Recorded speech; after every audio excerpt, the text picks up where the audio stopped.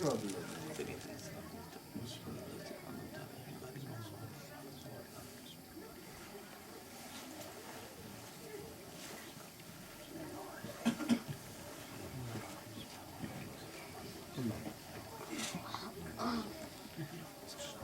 بالله من الشيطان الرجيم بسم الله الرحمن الرحيم الحمد لله الذي هدانا لهذا وما كنا لنهتدي لولا أن هدانا الله لقد جاءت رسل ربنا بالحق الصلاة والسلام على أشرف الأنبياء والمرسلين حبیب الہ العالمین ابو القاسم محمد اللہم صلی علی محمد وعلی محمد وعلی اہل بیتہ الطیبین الطاہرین المعصومین الذین اذہب اللہ عنہم الرجس وطہرہم تطہیرا اللہم صلی علی محمد وعلی محمد واللعنة الدائمة أجمعين من يوم عداوتهم إلى قيام يوم الدين أما بعد فقد قال حق سبحانه وتعالى في محكم كتابه الأعلى بسم الله الرحمن الرحيم قل لا أسألكم عليه أجرا إلا المودة في القربى سلام اللهم صل على محمد وعلى محمد جو میرے نوجوان صحت مند ہیں اور پھر بھی دیوار کا سہارا لے کے بیٹھے ہیں ان سے گزارش ہے کہ سہاروں کو چھوڑ دیں کیونکہ ہمارا دنیا اور آخرت میں سہارا بس وہی ہستیاں ہیں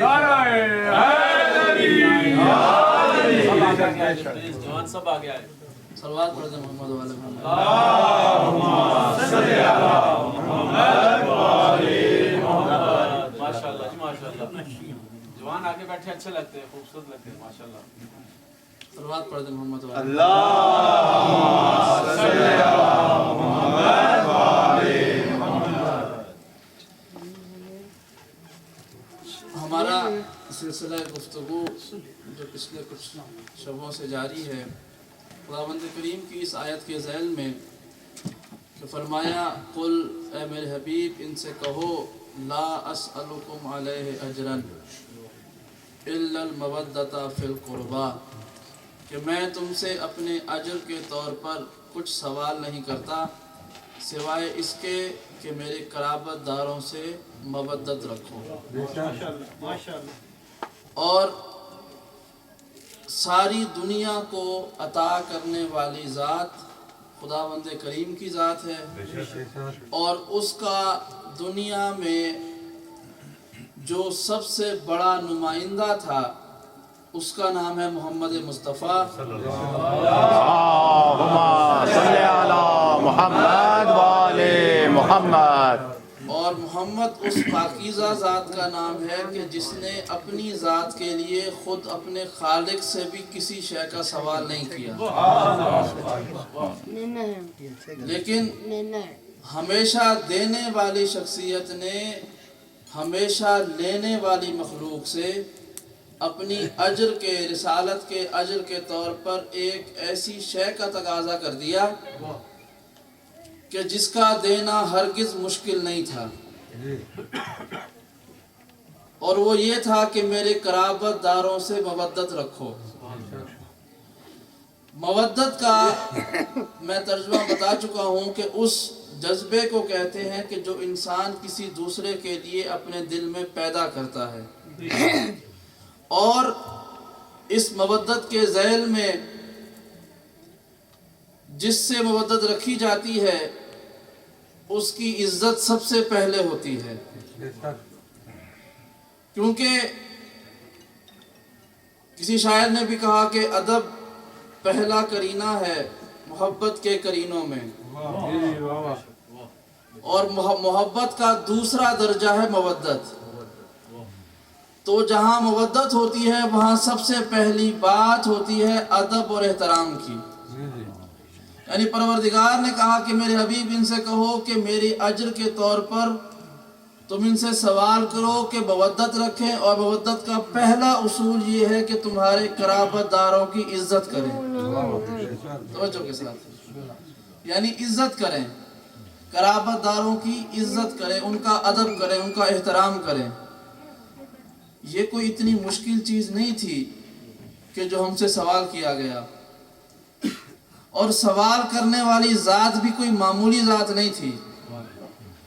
اور جب اتنی بڑی ذات معمولی لوگوں سے، توجہ کے ساتھ، اتنی بڑی ذات، اتنی کریم ذات، اور کوئی اجنبی ذات بھی نہیں ہے، کوئی غیر معروف ذات بھی نہیں ہے، کوئی نامعلوم ذات بھی نہیں ہے، بلکہ وہ ذات ہے کہ جس کے ہم پر بلا شبہ ہزاروں احسانات ہیں. اور اس ذات نے یہ نہیں کہا کہ میں تمہیں قرآن دیا ہے تو اس کا اجر عطا کرو. توجہ کے ساتھ، یہ نہیں کہا کہ میں تمہیں نمازیں پڑھائی تو اس کا اجر عطا کرو، تم نے روزے رکھے ہیں اس کا اجر عطا کرو، یا حج پر جا رہے ہو اس کا اجر عطا کرو. لو لاقہ کی حدیث پڑھ کے یہ نہیں کہا کہ ساری نعمتیں میں نے تمہیں دی ہیں لہذا اس کا اجر عطا کرو. ایک ایک نعمت دیتے گئے ہیں، تمام رحمتیں دیتے گئے ہیں، اپنے کمالات دیتے گئے ہیں، انسانوں کو جہالت کی گھاٹیوں سے نکال کر علم کی بلندی پر لے جاتے رہے ہیں، انہیں کفر کے اندھیروں سے نکال کر ایمان کی روشنی دیتے رہے ہیں، لیکن کسی شے کا تقاضا نہیں کیا ہے.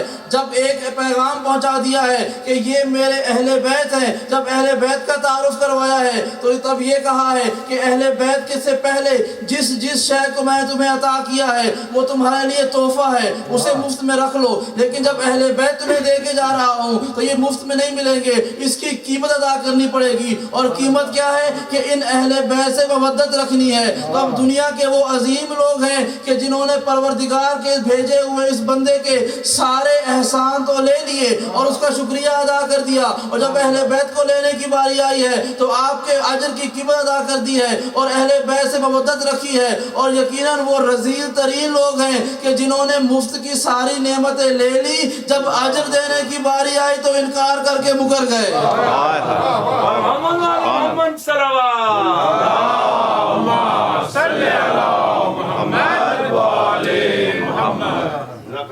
پاک زہرا کے دشمن پہ لعنت بے شمار.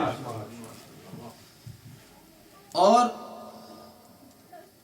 اپنے موضوع پر جانے سے پہلے ایک بات تبرکاً، تیمناً اور ذہنوں کو یہ بات محفوظ کرنے کے لیے کہ جب کہیں کوئی سوال کرے گا تو آپ اس سوال کو سن کر یہ جواب اس کے سامنے پیش کر سکتے ہیں. حضرت شاہ ولی اللہ محدث دہلوی اہل سنت کے بہت بڑے امام ہیں، بہت بڑے دہلی کے امام تھے اور فارسی میں کتابیں لکھا کرتے تھے. اس زمانے میں ہندوستان پاکستان تفریق نہیں تھی، ایک ہی ملک تھا، اور وہاں پر فارسی زبان میں علم دین ہوتا تھا. تو انہوں نے فارسی میں کتابیں لکھی. ایک کتاب لکھی ہے سر الشہادتین. سر الشہادتین یعنی 2 شہادتوں کا راز. اس میں انہوں نے لکھا کہ پروردگار نے تمام انبیاء کو کوئی نہ کوئی ایسی نعمت دی ہے جو دوسرے نبی کے پاس نہیں تھی. کوئی نہ کوئی ایسا منصب، کوئی نہ کوئی نعمت، کوئی نہ کوئی ہنر، کوئی نہ کوئی اعزاز ایسا دیا ہے بڑے انبیاء میں سے جو دوسرے انبیاء کے پاس نہیں تھا. لیکن وہ سارے کمالات جو بقیہ انبیاء کی ذات میں تھے وہ سب کے سب محمد مصطفیٰ کی ذات میں تھے. یعنی ہر نبی کے اندر ایک ایک کمال تھا، لیکن وہ سب کے سب کمال محمد مصطفیٰ کی ذات میں تھے، اس لیے تو وہ آپ کے سردار بنے. لیکن ایک شرف ایسا تھا ان کے عقیدے کے مطابق، ایک شرف ایسا تھا کہ جو پچھلے انبیاء میں سے بعض کو ملا آخری نبی کو نہیں ملا، وہ تھا منصب شہادت. ان کا عقیدہ ہے کہ اللہ کے رسول کو شہید نہیں کیا گیا، لہٰذا پچھلے انبیاء میں سے بعض کو شہید کیا گیا اور محمد مصطفیٰ کو شہید نہیں کیا گیا. تو شہادت کا منصب وہ ہے کہ جو پچھلے انبیاء کے پاس تو تھا ہمارے رسول کے پاس نہیں تھا.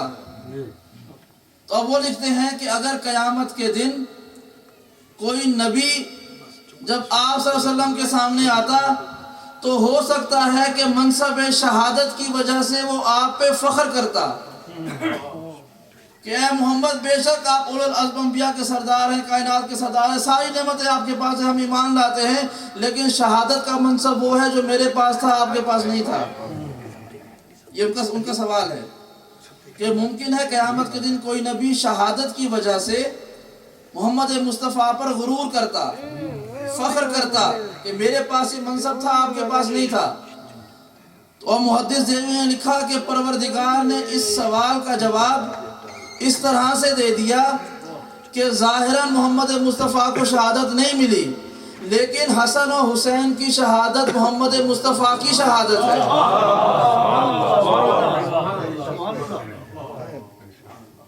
کہا کہ اگر قیامت کے دن کوئی نبی یہ سوال کرے گا تو ہمارے رسول جواب دیں گے کہ تمہارے پاس تو ایک شہادت تھی، میرے پاس 2 شہادتیں ہیں. یہ کہہ کے وہ آگے چلے گئے. لیکن ہم نے کہا کہ نہیں، ہم آگے نہیں جائیں گے، ہم یہاں پہ رکیں گے. یہ اتنی آسان بات نہیں ہے، کیونکہ ہمارا حق بنتا ہے، فرض بنتا ہے کہ ہم اس میں تحقیق تو کریں، سوچیں تو صحیح کہ اس میں کون کون سے باب کھل رہے ہیں اور کون کون سے باب بند ہو رہے ہیں.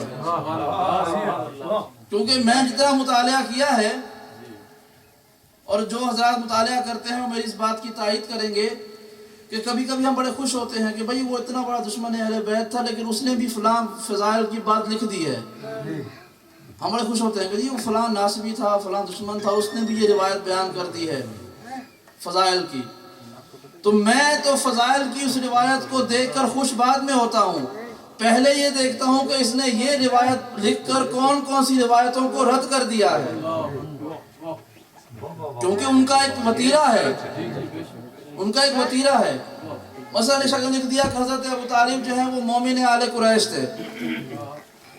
ایک کسی نے لکھا کہ حضرت ابو طالب مومن آل قریش تھے. بہت بڑا مسئلہ تھا اس زمانے میں، جناب ابو طالب کے ایمان پر بحثیں ہوتی تھی، کتابیں لکھی جا رہی تھی. تو انہوں نے کہا کہ مومن آل قریش تھے حضرت ابو طالب، مومن تھے نا، مومن آل قریش تھے.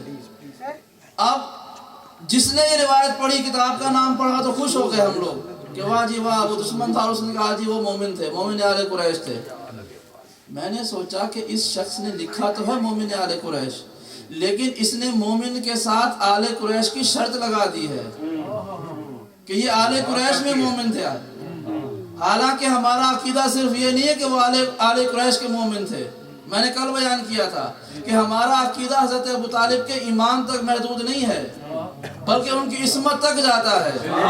مومن آل قریش لکھ کر اس شخص نے جہاں ہمارے کو خوش کیا ہے وہاں حضرت ابو طالب کے اور فضائل پر کو روک لگا دی ہے.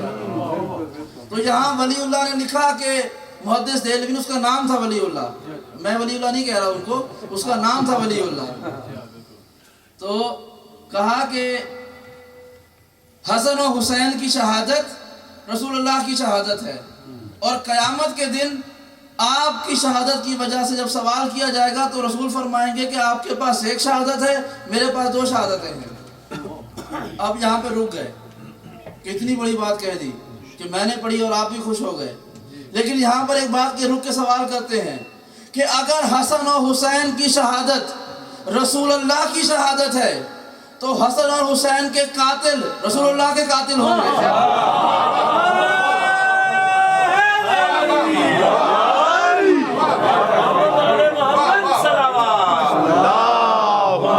صلی علی محمد و آل محمد. حسن کا جنازہ واپس بھیجا، رسول کا جنازہ واپس. اگر حسن و حسین کی شہادت رسول اللہ کی شہادت ہے تو پھر آپ کے قاتل بھی رسول اکرم کے قاتل ہیں. جس نے منصوبہ بنایا وہ بھی رسول اللہ کے قتل کا منصوبہ بنا رہا ہے. جو مدد کر رہا ہے وہ بھی آپ کے قتل میں شریک ہے. جو اسلحہ دے رہا ہے وہ بھی آپ کے قتل میں شریک ہے. جو زہر دے رہا ہے وہ بھی آپ کے قتل میں شریک ہے. جو گھر تک لے کے آ رہا ہے وہ بھی قتل میں شریک ہے. اب جب ہم نے یہ مان لیا کہ محمد مصطفیٰ کی شہادتیں حسن و حسین کی شہادتیں ہیں اور آپ کے قاتل محمد مصطفیٰ کے قاتل ہیں، اب تمام علماء سے، تمام امتیوں سے میں سوال کرتا ہوں کہ جب یہ ثابت ہو گیا کہ محمد مصطفیٰ کے قاتل وہی ہوں گے جو حسن و حسین کے قاتل ہیں، تو دنیا یہ بتا دے کہ محمد مصطفیٰ کے قاتل رضی اللہ ہوں گے یا لعنت اللہ ہوں گے؟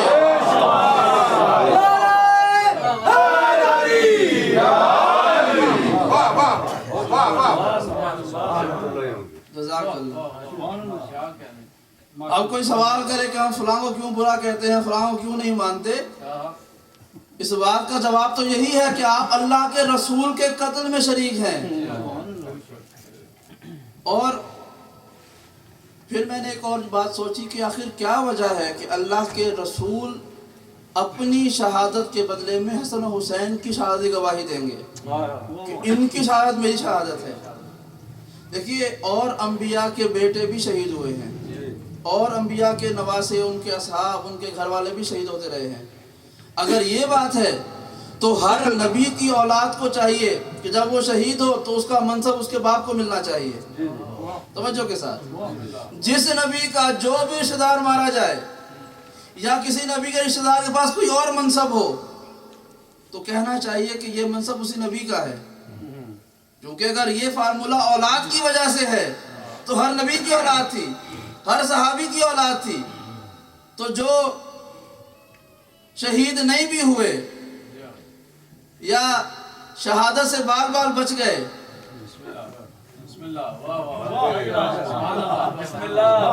شہادت ان کے راستے میں آ رہی تھی، وہ راستہ بچا کے نکل گئے، اگر ان کی اولاد میں کوئی نیک آدمی آ جائے، حضرت محمد ابن ابی بکر مظلومیت کے عالم میں مارے گئے، تو یہ کہا جا سکتا ہے کہ چونکہ آپ شہید ہوئے ہیں لہذا یہ منصب آپ کے باپ کو ملنا چاہیے. نہیں کہا، کسی نے دعویٰ نہیں کیا. اس کا مطلب یہ ہے کہ یہ منصب کا ادھر چلے جانا یہ صرف خون رشتے کی وجہ سے نہیں ہے. کیوں ہے؟ یہ شاید اس لیے ہوگا کہ اللہ کے رسول نے کہا تھا لحمہم لحمی و دمہم دمی و نفسہم نفسی، ان کا خون میرا خون ہے، ان کا گوشت میرا گوشت ہے، ان کا نفس میرا نفس ہے. یعنی یہ وہ ہستیاں ہیں کہ جن کا نفس محمد مصطفیٰ کا نفس بن جاتا ہے، تو جو ان کے نفس پہ چھری چلائے گا وہ ان کے نفس کو نہیں محمد مصطفیٰ کے نفس کو قتل کر رہا ہے. اور محمد والے محمد صلوات قبلہ.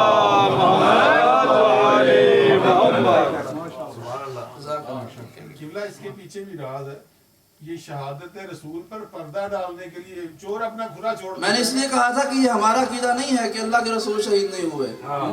اللہ کے رسول نے ارشاد فرمایا تھا، جنہوں نے نہیں سنی وہ اس بات کو غور سے سنیں، کہ ما منا الا مقتول او مسموم، کہ ہم 14 میں سے کوئی ایسا نہیں ہے کہ جسے یا تلوار سے نہ مارا جائے یا زہر نہ دیا جائے. اور یہ روایت، یہ حدیث سب نے لکھی ہے، شیعہ سنی سب نے لکھی ہے کہ اللہ کے رسول نے فرمایا تھا کہ ما منا، ہم میں سے کوئی ایسا نہیں ہوگا کہ جو اپنی طبعی موت مر جائے، بلکہ یا اس پہ تلوار سے حملہ کیا جائے گا یا زہر دیا جائے گا. اور ہم نے دیکھا بھی صحیح کہ 2 اماموں کو دنیا کے سامنے تلوار سے شہید کیا گیا اور بقیہ کو زہر دیا گیا. تو یہ ہمارا عقیدہ الگ ہے، لیکن میں بیان کر رہا ہوں ان کا عقیدہ، اس لیے کہ پروردگار کے حکم سے اللہ کے رسول نے انہیں اپنا نفس قرار دیا تھا کہ یہ میرے نفس ہیں، جو ان کا دوست ہے وہ میرا دوست ہے، جو ان کا دشمن ہے وہ میرا دشمن ہے. لہذا جو ان کا شیعہ ہے وہ میرا شیعہ ہے، جو ان کا قاتل ہے وہ میرا قاتل ہے. اب اگر اللہ کے رسول کا قاتل آپ کا رشتہ دار بھی بن جائے یا اپنے آپ کو کاتب وحی بھی کہلوائے، یہ سارے منصب اللہ کے نزدیک اس وقت خاک بن جائیں گے جب وہ آپ کے حبیب کے قتل میں شامل ہو جائے گا۔ تو دنیا والوں سے گزارش یہ ہے کہ کسی کے مناصب اور مناقب جب لکھو تو ساتھ اس کے جرائم بھی دیکھو کہ کون کتنا بڑا مجرم تھا رسول اللہ کا۔ اور کل میں نے گزارش کی تھی، آیت پڑھی تھی کہ لَقَدْ مَنَّ اللَّهُ عَلَى الْمُؤْمِنِينَ إِذْ بَعَثَ فِيهِمْ رَسُولًا مِنْ أَنفُسِهِمْ، کہ اللہ نے کچھ مومنین کے درمیان ان کے نفوس میں سے ایک کو نبی بنایا۔ تو وہ جو مومنین جن میں سے ہے ایک کو نبی بنایا تھا وہ اللہ کے رسول کے نفوس تھے، اور وہ بعثت نبوی سے پہلے ہی مومن تھے۔ اگر ایک جملہ اور کہہ دوں، معترضہ، جملہ معترضہ وہ ہوتا ہے کہ جس پر ممکن ہے بعض لوگ اعتراض کریں، اور وہ اعتراض کسی وجہ سے بھی ہو سکتا ہے۔ ممکن ہے کہ بیان کرنے والے نے صحیح نہ بیان کیا ہو، ممکن ہے کہ سننے والے نے صحیح نہ سنا ہو، ممکن ہے کہ جہاں سے نقل کیا جائے وہ جگہ صحیح نہ ہو، لیکن جملہ معترضہ یہ ہوتا ہے کہ بس اس کو سن کے بھول جایا کریں۔ یہ جملہ معترضہ اس لیے کہا جاتا ہے کہ اس کو سن کے بھول جایا کریں۔ فرمایا لَقَدْ مَنَّ اللَّهُ عَلَى الْمُؤْمِنِينَ إِذْ بَعَثَ فِيهِمْ رَسُولًا مِنْ أَنفُسِهِمْ، کہ اللہ نے کچھ مومنین میں سے ان کے نفوس کے اندر سے ایک کو نبی بنا دیا۔ اور اگر آپ کو 2 دن پہلے والی گفتگو یاد ہوگی تو میں نے یہ گزارش کی تھی کہ پروردگار نے جب تمام انبیاء کو نبوت دی، اس سے پہلے دینے سے پہلے وعدہ لیا تھا کہ میں تمہیں دے دوں گا تو پھر میرا رسول آ جائے گا۔ یعنی ابھی انبیاء کو نبوتیں نہیں ملی تھی، لیکن پروردگار نے کسی کو رسول بنا دیا تھا۔ توجہ کے ساتھ دیکھیے، آپ میرے ساتھ ساتھ سفر کریں گے تو آپ کو لطف آئے گا۔ فرمایا کہ میں انبیاء تمہیں کہہ رہا ہوں، انبیاء سے کہا کہ میں تمہیں کتاب اور حکمت دوں گا، ابھی دی نہیں ہے، جب تمہیں دوں گا تو میرا رسول آ جائے گا۔ یعنی وہ رسول پہلے سے رسول تھا، ابھی انبیاء کو نبوتیں نہیں ملی تھی، لیکن رسول کو رسالت مل چکی تھی۔ یعنی محمد مصطفیٰ انبیاء کی نبوتوں ملنے سے پہلے کے رسول ہیں۔ توجہ کے ساتھ، یعنی محمد مصطفیٰ کی نبوت بقیہ انبیاء کی نبوتوں سے پہلے سے ہے، آپ پہلے سے منصب رسالت پر فائز ہیں، اور پروردگار کہہ رہا ہے کہ میں نے مومنین میں سے، ان کے نفوس میں سے ایک شخص کو نبی بنا دیا۔ یعنی کچھ مومنین ایسے تھے کہ جو محمد مصطفیٰ کی رسالت سے بھی پہلے مومن تھے۔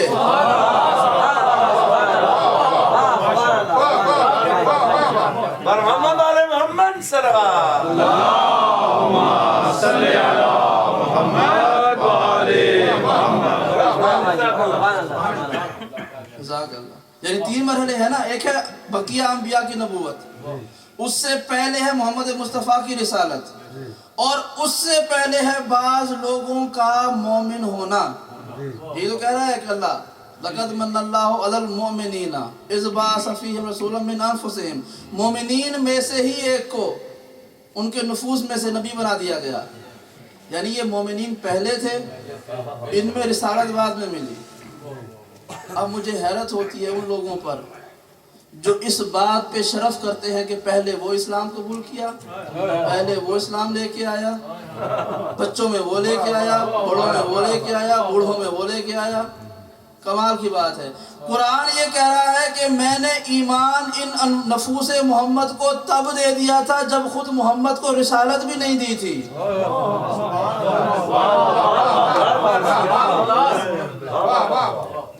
رسالت بعد میں دی ہے، ایمان پہلے دیا ہے۔ اس کا مطلب ہے کہ نفوس محمد وہ ہیں جو مومن ہونے کے لیے محمد مصطفیٰ کی رسالت کے محتاج نہیں ہے۔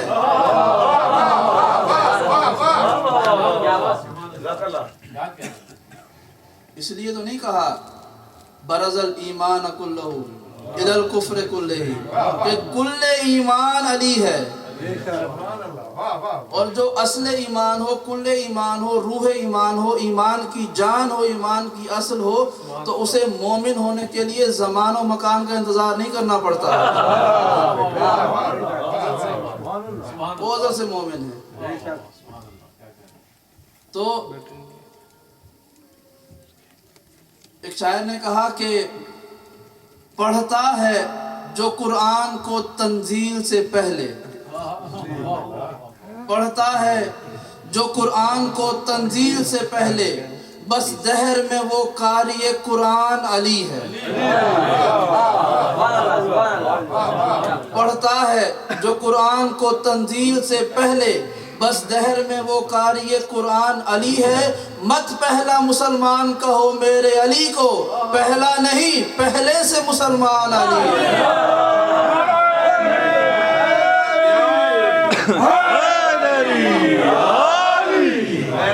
پہلے سے مسلمان ہے۔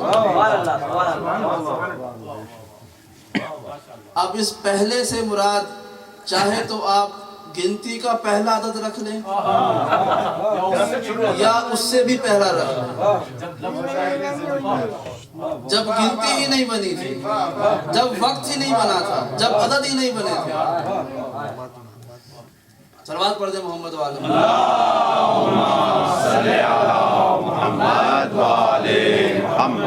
اصل میں آج دن میں میرے بھائی محمد علی نے مجھے کہا کہ قبلہ آپ کھل کے پڑھیں، آپ کھل کے فضائل پڑھیں، کھل کے مسائل پڑھیں۔ تو آج جتنا بھی میں کھل جاؤں گا سب ثواب انہی کے ذمہ ہے۔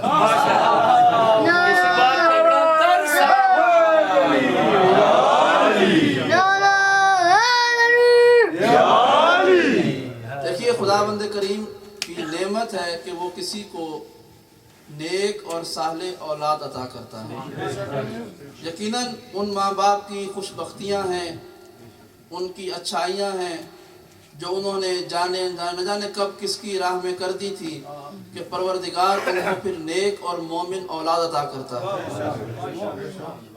اور اللہ کے رسول فرماتے ہیں کہ 3 طرح کے صدقہ جاریہ انسان دنیا میں چھوڑتا ہے، ایک یا 4 طرح کے۔ ایک کہ جب وہ اللہ کے لیے مسجد بناتا ہے تو قیامت تک جو بھی اس مسجد میں آئے گا اس کا ثواب اس بنانے والے کو ملے گا۔ دوسرا کہ جو کسی مسافر کے بیٹھنے کے لیے راہ میں درخت لگاتا ہے کہ دنیا میں جب بھی کوئی مسافر چرند پرند یا انسان اس کی چھاؤں میں بیٹھیں گے تو اس لگانے والے کو ثواب ملے گا۔ تیسرا یہ کہ وہ قاریان کے لیے قرآن مجید کا اہتمام کرتا ہے کہ کسی جگہ قرآن مجید رکھوا دیتا ہے تو قیامت تک جو بھی اس قرآن مجید کو پڑھے گا اس کا ثواب اسے ملتا رہے گا۔ اور چوتھا صدقہ جاریہ ہے اس کی نیک اولاد، کہ جو اپنی اولاد کو وہ تربیت دیتے ہیں کہ وہ دنیا میں جو بھی نیک اعمال کریں گے اس کا اجر اس ماں باپ کو ملتا رہے گا۔ اور خدا کبھی کسی کے عمل کو ضائع نہیں کرتا، خدا کسی کے نیک عمل کو ضائع نہیں کرتا۔ وَمَن يَعْمَلْ مِثْقَالَ ذَرَّةٍ خَيْرٍ يَرَهُ، کہ جو بھی ایک مثقال ذرے کے برابر بھی خیر کرے گا اس کا اجر دیکھ لے گا۔ وَمَن يَعْمَلْ مِثْقَالَ ذَرَّةٍ شَرٍّ يَرَهُ، جو شر کرے گا اس کا اجر بھی دیکھ لے گا، تو خیر کا اجر ملے گا۔ میں یہاں ایک مثال دے دوں، میں نے گفتگو میں کچھ دن پہلے بتایا تھا کہ جب فرعون کے ظلم بہت بڑھ گئے، اس نے ہزاروں لاکھوں بچوں کو قتل کروا دیا، عورتوں کو قتل کروا دیا، مردوں کو قتل کروا دیا، حضرت موسیٰ کی دشمنی میں، خدا کی دشمنی میں بے انتہا ظلم کیے۔ تو حضرت موسیٰ کے ایک ساتھی نے کہا کہ اے اللہ کے نبی، آپ جب جائیں جناب خداوند کریم سے گفتگو کرنے کے لیے تو اس سے کہیں کہ اے خدا تو اس فرعون کو مارتا کیوں نہیں ہے، اس کو مار دے، اس کی جان لے لے، یہ مر جائے گا تو ہزاروں جانیں بچ جائیں گی۔ جائے موسیٰ گئے کوہ طور پر، جب واپس آئے ہیں نا تو کہا کہ اللہ نے کیا جواب دیا، سنیے گا فرعون کے بارے میں۔ کہا کہ میں نے اللہ سے پوچھا تو خدا نے کہا کہ میں فرعون کو اس لیے نہیں مار رہا کہ جب یہ چھوٹا تھا تو ایک مرتبہ اس کی ماں بیمار تھی، اس نے رات کو پوری رات بیٹھ کر اپنی ماں کے پاؤں دبائے تھے، اور اب اس کی ماں زندہ ہے، وہ اس پر ایمان نہیں لائی ہے، وہ اس کے عقیدے پر نہیں ہے، لیکن چونکہ ماں ہے وہ اس کے لیے دعا کرتی ہے، اور کہا کہ میں اس ماں کی دعا رد نہیں کرتا، وہ فرعون جیسے انسان کے لیے بھی ہو، کیونکہ اس نے ایک مرتبہ ایک اچھا عمل کر دیا تھا، پروردگار نے اس پر عذاب ڈال کے رکھا، اور اس کی ماں کی دعائیں اس کا قبول ہوتی رہیں۔ اگر ایک کافر کے حق میں ایک بے دین ماں کی دعا قبول ہوتی ہے اور اللہ فرعون کو عذاب نہیں دیتا، تو وہ اولاد کتنی سعادت مند ہے کہ جس کے ماں باپ خود تیار کروا کے اسے مجلس میں لے آتے ہیں۔ صلوات پڑھ دیں محمد وعلی محمد۔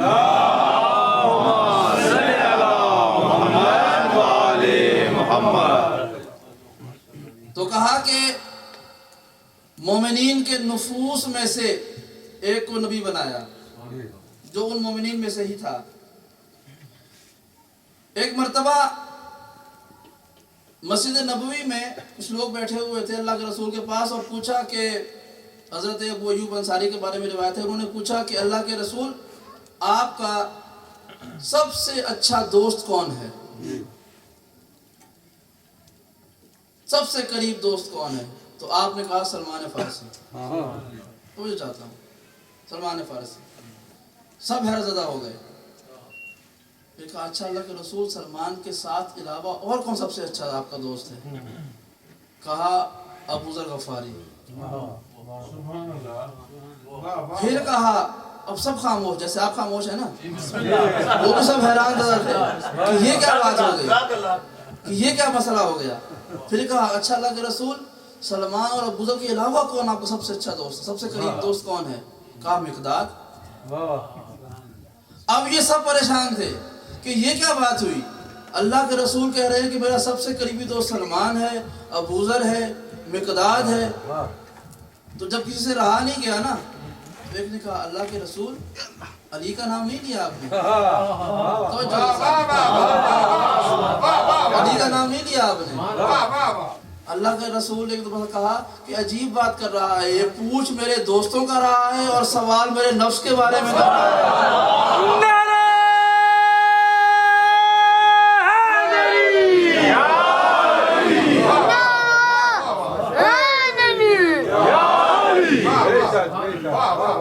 عجیب بات ہے، سوال میرے دوستوں پہ کر رہا ہے اور انتظار کر رہا ہے کہ میں اپنے نفس کا نام لے لوں۔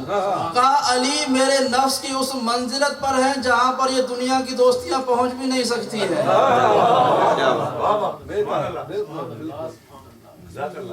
اور مولا کائنات کے بارے میں تو سنی شیعہ ہزاروں جگہ پر یہ لکھتے ہیں کہ علی کے بارے میں کہا کہ یا علی لحموں کا لحمی، یا علی دموں کا دمی، یا علی نفسوں کا نفسی، یا علی محب کا محبی، یا علی مبغض کا مبغضی، کہ اے علی تمہارا گوشت میرا گوشت ہے، تمہارا خون میرا خون ہے، تمہارا نفس میرا نفس ہے، تمہارا دوست میرا دوست ہے، تمہارا دشمن میرا دشمن ہے۔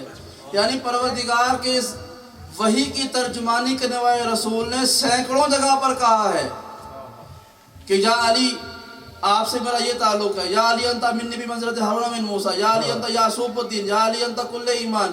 ہر جگہ پر کہا کہ علی آپ یہ ہیں، علی آپ یہ ہیں، علی آپ یہ ہیں۔ دنیا آج بھی پوچھتی ہے کہ ہم یا علی کیوں کہتے ہیں؟ دنیا والوں ہماری بات نہ مانو، ہم تو خطیب ہیں، عالم ہیں، دنیا میں چلے جائیں گے۔ اللہ کے رسول کی سنت یہ ہے کہ جہاں جہاں بھی علی سے بات کرتے تھے یا علی کہہ کے بات کرتے تھے۔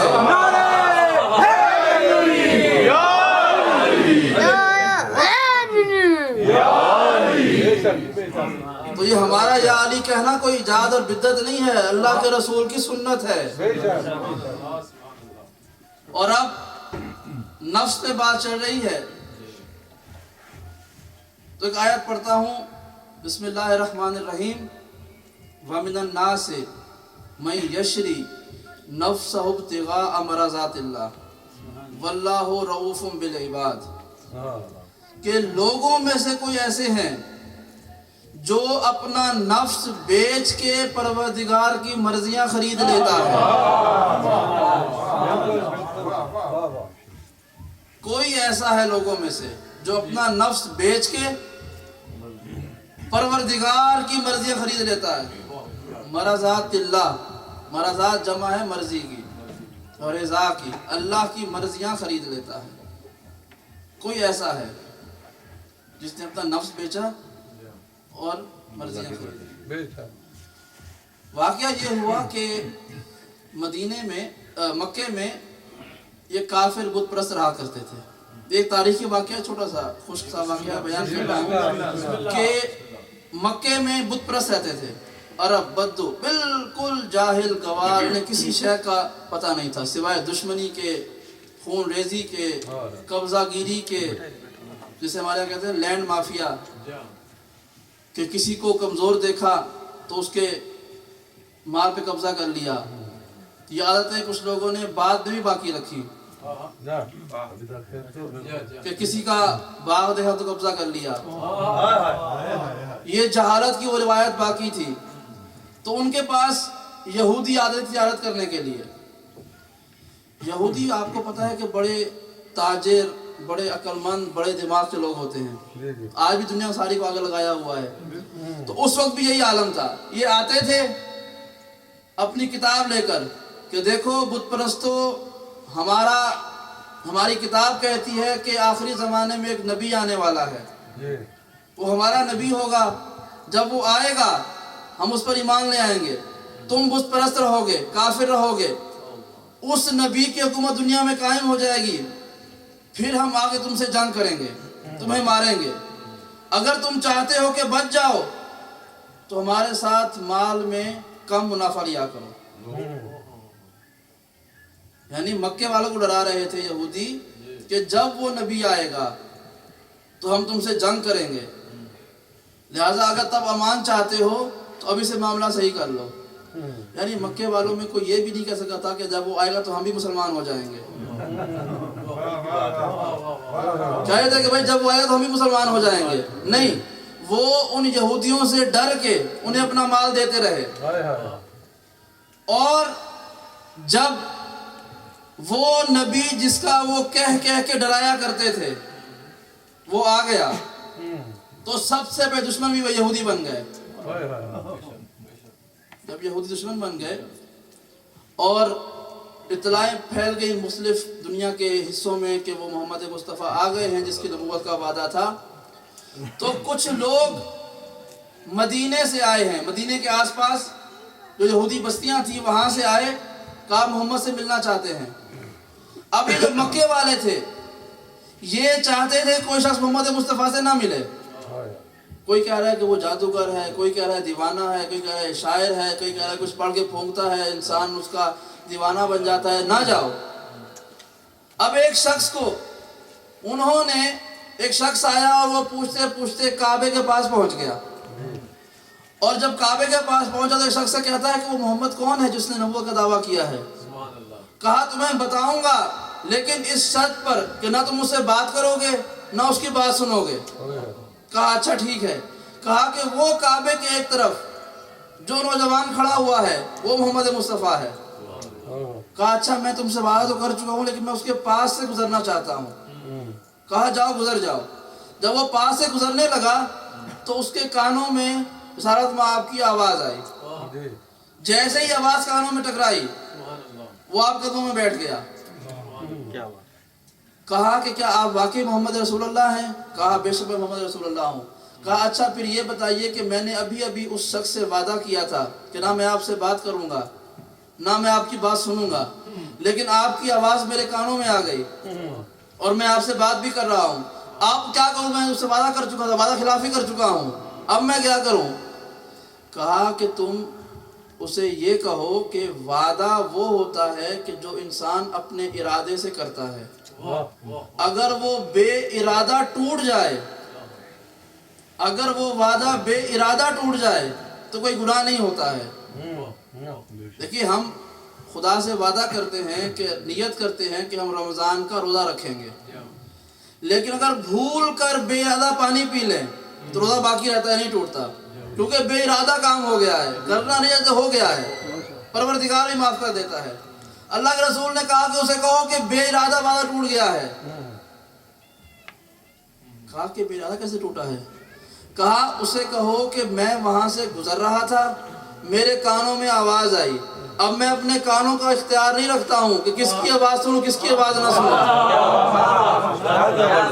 لہذا میری آواز کا تمہارے کان میں پہنچنا بے ارادہ تھا، اور جب تم میرا کلمہ پڑھ رہے ہو یہ بھی تمہارا بے ارادہ ہے، اس لیے کہ میری آواز جب تمہارے کان سے ٹکرائی تو تمہارے کانوں تک محدود نہیں رہی، تمہارے دل میں اتر گئی ہے، اور یہ تمہارا عمل تمہارے دل کے ذریعے ہو رہا ہے۔ اور اللہ کے رسول کہتے ہیں کہ جو دل سے مسلمان ہو جائے اسے کافروں کے وعدوں کی پرواہ نہیں ہوتی ہے۔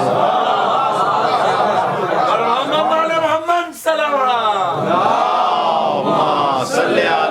محمد وعلى محمد۔ بس جلدی دو چار باتیں کر لوں۔ فرمایا کہ اب یہ شخص واپس چلا گیا اور جا کر کہا کہ وہ محمد واقعی میں حقیقی نبی ہے، میں مسلمان ہو چکا ہوں۔ اب یہاں سے باری باری لوگ جوک در جوک 10 کبھی 20 کبھی 50 آتے تھے اور آپ کو ہاتھوں پر کلمہ پڑھتے تھے اور واپس چلے جاتے تھے۔ جب مشرکوں نے دیکھا کہ یہ تو پورا شہر آ رہا ہے باری باری اور مسلمان ہو رہا ہے، تو انہوں نے کہا کہ ان کو روک دیا جائے۔ اب ان سے جنگ نہیں کرنا چاہتے تھے کیونکہ وہ یہودی طاقتور لوگ تھے، کہا کہ نہیں جنگ نہیں کریں گے، ان کو روکا جائے۔ کیسے روکا جائے؟ کہا کہ جو محمد مصطفیٰ سے آ کے ملے گا جب وہ مکے میں ہوگا ہم اسے مار ڈالیں گے، توجہ کے ساتھ ہم اسے مار ڈالیں گے۔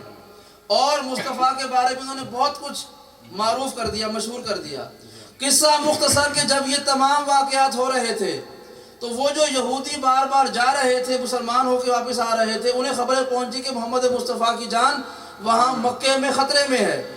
تو اب وہ یہودی نہیں مسلمان ہو چکے تھے، تو اب وہ مسلمانوں کے گروہ یہاں پر آئے اور کہا کہ ہم چاہتے ہیں محمد مصطفیٰ کو اپنے ساتھ لے جائیں۔ کہا کہ اللہ کے رسول آپ ہمارے ساتھ چلیں۔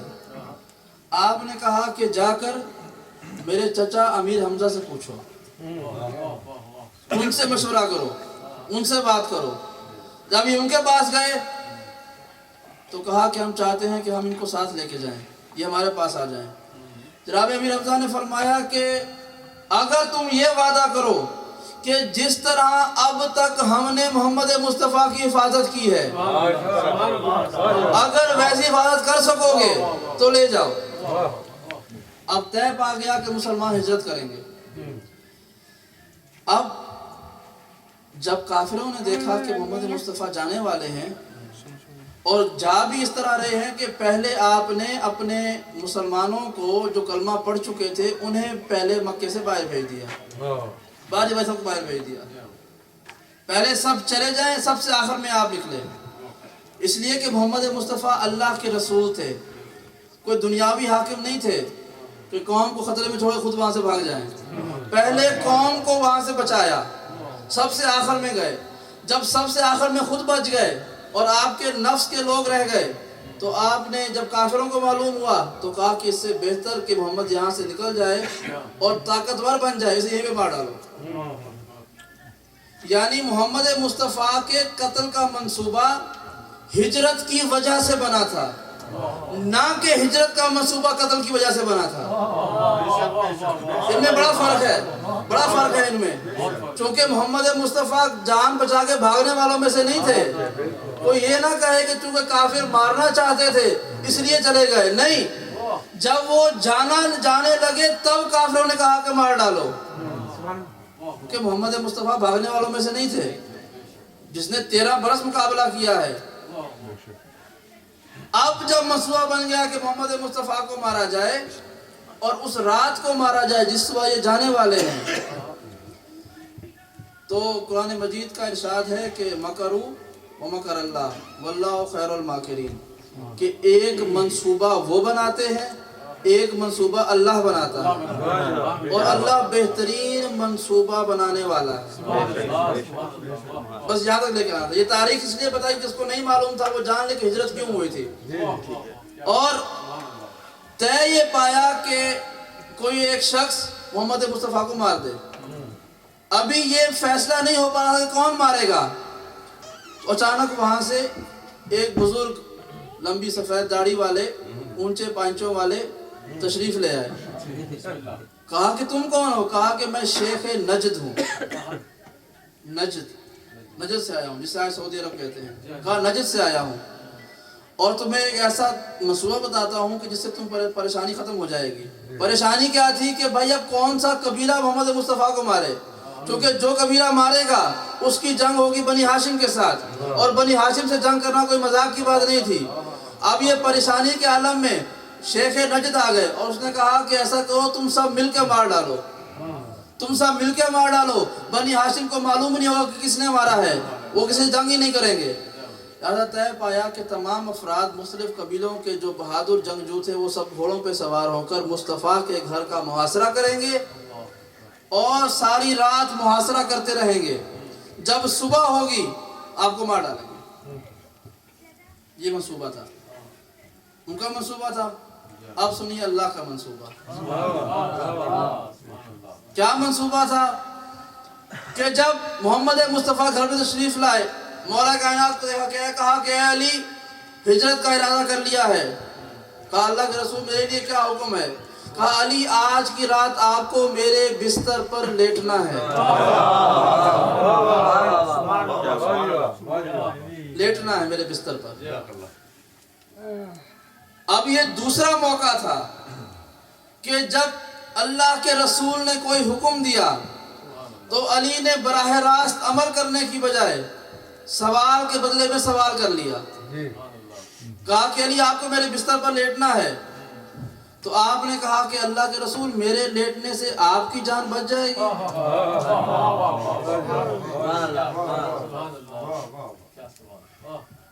بھائی میں نے سنا ہے ہمارے اکثر علماء خطبہ کہتے ہیں کہ کہنا چاہیے تھا کہ اے اللہ کے رسول میرے لیٹنے سے میری جان بچ جائے گی.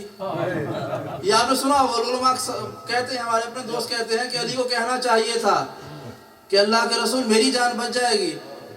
نہیں، کہا کہ اللہ کے رسول آپ کی جان بچ جائے گی. بھائی علی یہ سوال کیوں کرتے محمد سے کہ میری جان بچ جائے گی یا نہیں بچ جائے گی؟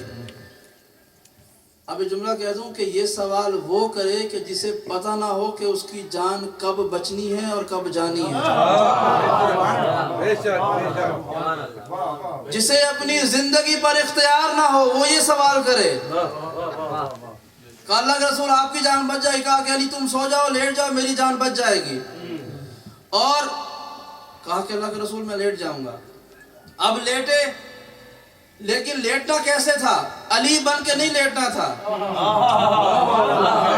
مصطفیٰ کے بستر پر مصطفیٰ بن کے لیٹنا تھا.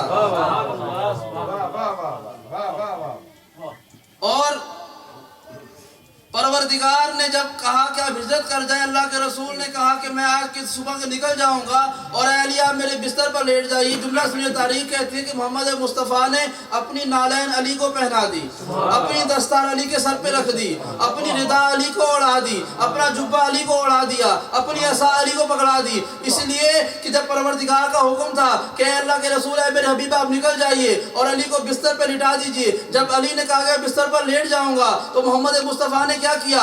اپنی ایک ایک چیز اپنے ہاتھوں سے علی کو دے دی. یعنی سر کا نوہ بھی دے دیا، رضا بھی دے دی، عبا بھی دے دی، جبہ بھی دے دیا، نالین بھی دے دیا. یعنی شب ہجرت محمد مصطفیٰ نے اپنے ہاتھوں سے علی کو محمد بنا دیا تھا.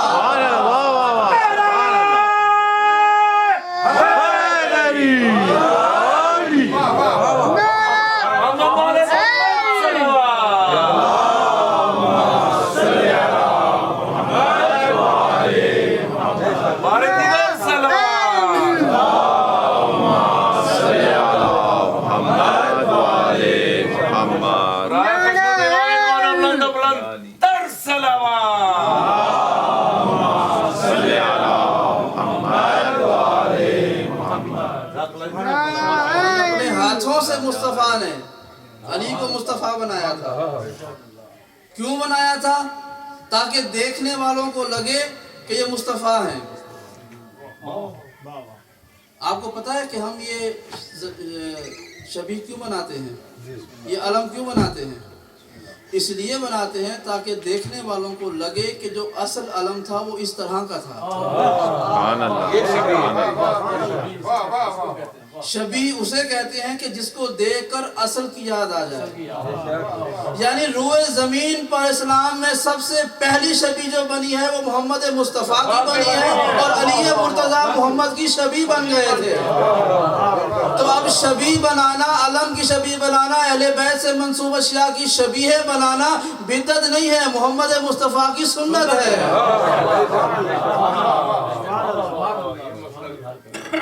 توجہ کے ساتھ. اور کیا کہا تھا کہ علی آپ کا خون میرا خون ہے، آپ کا گوشت میرا گوشت ہے، آپ کا نفس میرا نفس ہے. اب جملہ سنیے گا، میں یہاں پچھلے 4 دن سے آ رہا ہوں. کل، اور جو آپ صاحب مجھے دیکھ بھی رہے ہیں، کل میں مثال دے رہا ہوں کہ اپنے چھوٹے بھائی کو بلاؤں، اسے عبا پہنا کے یہاں بٹھا دوں. وہ وکیل ہے، وہ مولانا نہیں ہے، عالم نہیں ہے، اس کو بٹھا دوں یہاں پر اور اسے کہوں کہ تم مجلس پڑھو، اور وہ یہاں بیٹھ کے کہے کہ میرا نام ہاشم رضا قدیری ہے. تو آپ لوگ جو مجھے 2-3 دن سے دیکھ رہے ہیں، آپ کہیں نہیں، ہم نے ان کو 3 دن دیکھا ہے، وہ یہ نہیں ہے. نہ ان کا قد آپ سے ملتا ہے، نہ ان کی صحت آپ سے ملتی ہے، نہ ان کی آنکھیں آپ سے ملتی ہیں، نہ چہرہ آپ سے ملتا ہے، نہ چلنے کا طریقہ آپ سے ملتا ہے، نہ بات کرنے کا طریقہ ملتا ہے، نہ آواز ملتی ہے، کچھ بھی نہیں ملتا. توجہ ہے نا. بلکہ 3 دن تو دور کی بات، جو برادران آج پہلی مرتبہ آئے ہیں، میں ابھی باہر چلا جاؤں اور پھر کوئی اور بخشا ہو کے بیٹھ جائے اور کہے کہ میں ہاشم رضا قدیری ہوں، کہے کہ نہیں، کیونکہ ہم نے آدھے گھنٹہ ان کا منہ دیکھا ہے، وہ کوئی اور شخصیت ہے، آپ کوئی اور ہیں. اگر میں آدھے گھنٹے کو اپنے دیکھنے والوں کو کسی اور کو اپنی جگہ بٹھا دوں اور وہ میں ہونے کا دعویٰ کرے تو ہر عقل مند انسان پہچان لے گا کہ یہ وہ نہیں ہے جو ہونے کا دعویٰ کر رہا ہے. اگر 3 دن یا کچھ دیر دیکھنے والے کو معلوم ہو سکتا ہے کہ میں کون ہوں اور جو شخص میرا نام لے رہا ہے وہ کون ہے، لیکن یہاں پر 3 دن کی بات نہیں تھی، کچھ گھنٹے کی بات نہیں تھی، بلکہ 53 برس تک محمد مصطفیٰ کو صبح و شام دیکھنے والوں کی بات تھی کہ جو محمد مصطفیٰ کو پہلے دن سے لے کر 53 برس تک روزانہ صبح و شام دیکھتے تھے کہ محمد کا قد کیسا ہے، اس کا چہرہ کیسا ہے، اس کی آنکھیں کیسی ہیں، یہ چلتا کیسے ہے، یہ اٹھتا کیسے ہے، یہ بیٹھتا کیسے ہے. ان افراد کو ایسے شخص کو دکھانا تھا کہ اگر وہ دیکھیں بھی صحیح تو نہ پہچان سکیں کہ یہ محمد ہے یا کچھ جگہ میں کوئی اور سویا ہوا ہے. سبحان اللہ.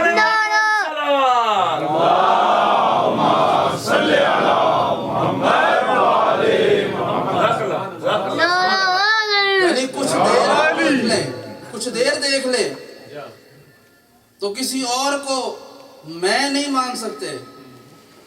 تو وہ کچھ دیر دیکھنے والے نہیں تھے، 53 برس دیکھنے والے تھے، پتھر مارنے والے تھے، ساتھ چلنے والے تھے اور اتنے دیکھ چکے تھے.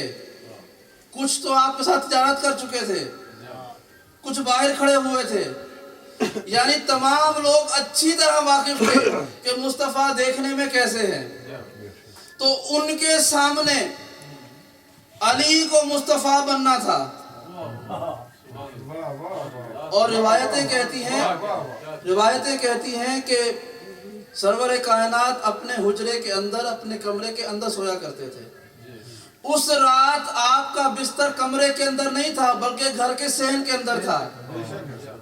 اس لیے کہ وہ جو گھوڑوں پہ سوار ہو کے آئے تھے نا، اونچے اونچے لمبے لمبے افراد، وہ دیکھ رہے تھے کہ بستر کہاں ہے. وہ دیکھتے رہے کہ بستر پہ کوئی سویا ہوا ہے. اب جملہ سنیے گا، محمد مصطفیٰ سے مولا کائنات کی عمر بہت چھوٹی ہے، بہت چھوٹی عمر ہے. اب عمر بھی چھوٹی ہے اور کچھ لوگ کہتے ہیں قد بھی چھوٹا تھا، نعوذ باللہ پیٹ بھی بڑا ہوا تھا. یہ ساری باتیں وہ لوگ کرتے ہیں. ان تمام باتوں کا جواب آج کی رات نے دے دیا. हमें कोई बहस करने की जरूरत नहीं है, हमें कोई हुलिया बताने की जरूरत नहीं है कि आंखें कैसी थी या कद कैसा था या बाजू कैसे थे या पेट, हमें जरूरत नहीं है हमें बताने की। इन सारी बातों का जवाब हमें शब हिजरत ने दे दिया कि वो लोग जो सुबह शाम मोहम्मद को भी देखते थे, अली को भी देखते थे, वो सारी रात बिस्तर पे अली को देखते रहे लेकिन ना पहचान सके कि मोहम्मद सोया है या अली सोया।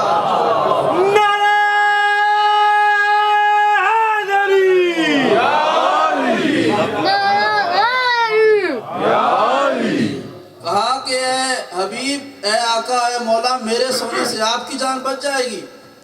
कहा बच जाएगी।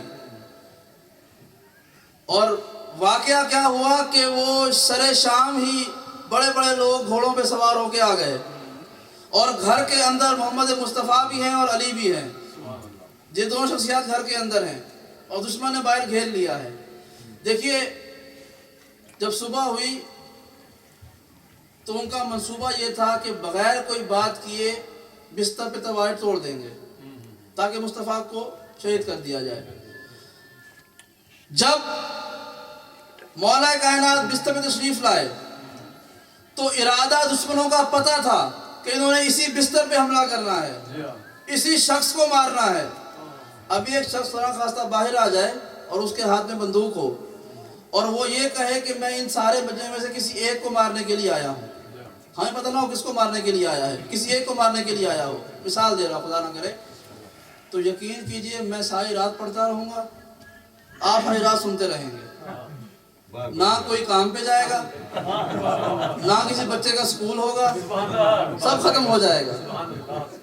ना किसी को प्यास लगेगी ना किसी को भूख लगेगी। नाराए हैदरी, नाराए तकबीर, अल्लाहु अकबर, नाराए रसालत, या रसूल अल्लाह, नाराए हैदरी, या अली, हैदरी, या अली, नारे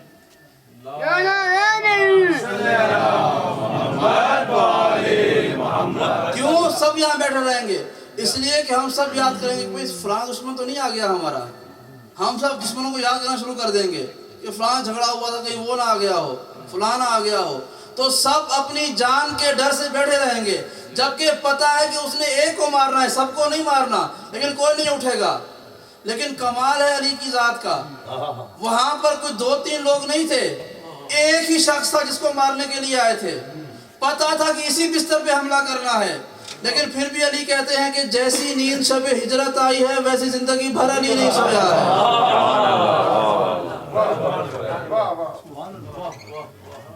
कमाल इत्मीनान था। कहा जैसे मैं उस शख्स को सोया हूँ, कभी नहीं सोया। अब ये अलग बात है कि अली की नींद का मतलब क्या होता है, अली की नींद क्या थी वो कभी और बयान करूंगा। कहा कि ऐसा कभी नहीं सोया। जब आप सो गए और सुबह हुई, मगर सुबह से पहले अभी रात पे रुकते हैं, परवरदिगार ने आयत भेज दी, वमिनन नासे मई यशरी नफ्सा इब्तिगा मरज़ातिल्लाह, कि लोगों में से कोई ऐसा भी है जिसने अपना नफ्स बेच दिया और मर्जियां खरीद ली। नफ्स बेच दिया, मर्जियां खरीद ली।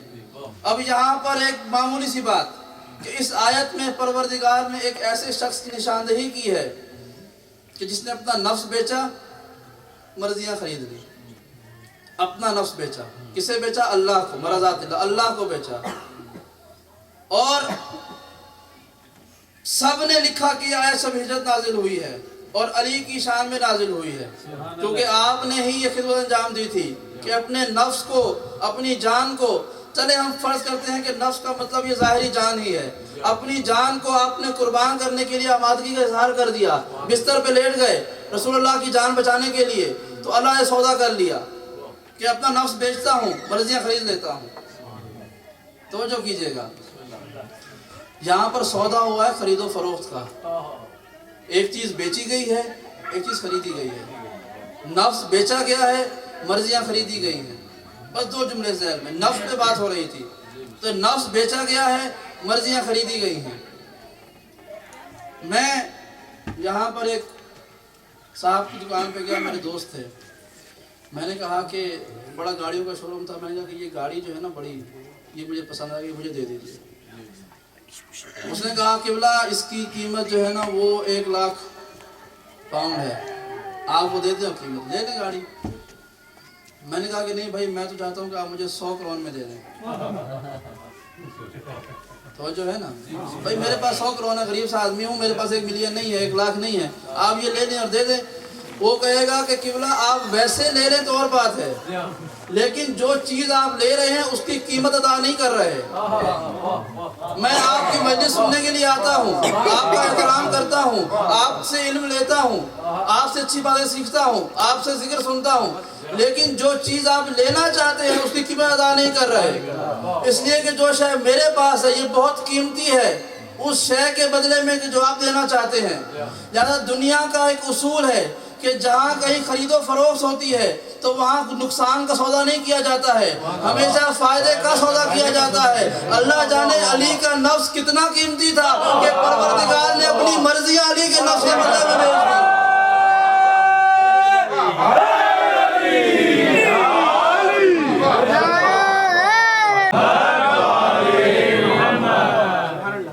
یعنی کتنا قیمتی نفس تھا، کہا کہ میں نفس بیچتا ہوں، جان دیتا ہوں۔ اللہ نے کہا کہ میں مرضیاں دیتا ہوں۔ اب خدا وہ ہے جس نے انسان کو شعور دیا ہے تجارت کرنے کا، خدا خسارے کا سودا نہیں کرنے والا۔ اگر خدا کا سکھایا ہوا انسان نقصان کا سودا نہیں کرتا تو خدا کیسے نقصان کا سودا کرے گا؟ اس کا مطلب یہ ہے کہ اتنا قیمتی نفس تھا کہ پروردگار نے بغیر مانگے اپنی مرضیاں دے دی، بغیر مانگے مرضیاں دے دی کہ یہ میری مرضیاں ہیں، یہ لے لو۔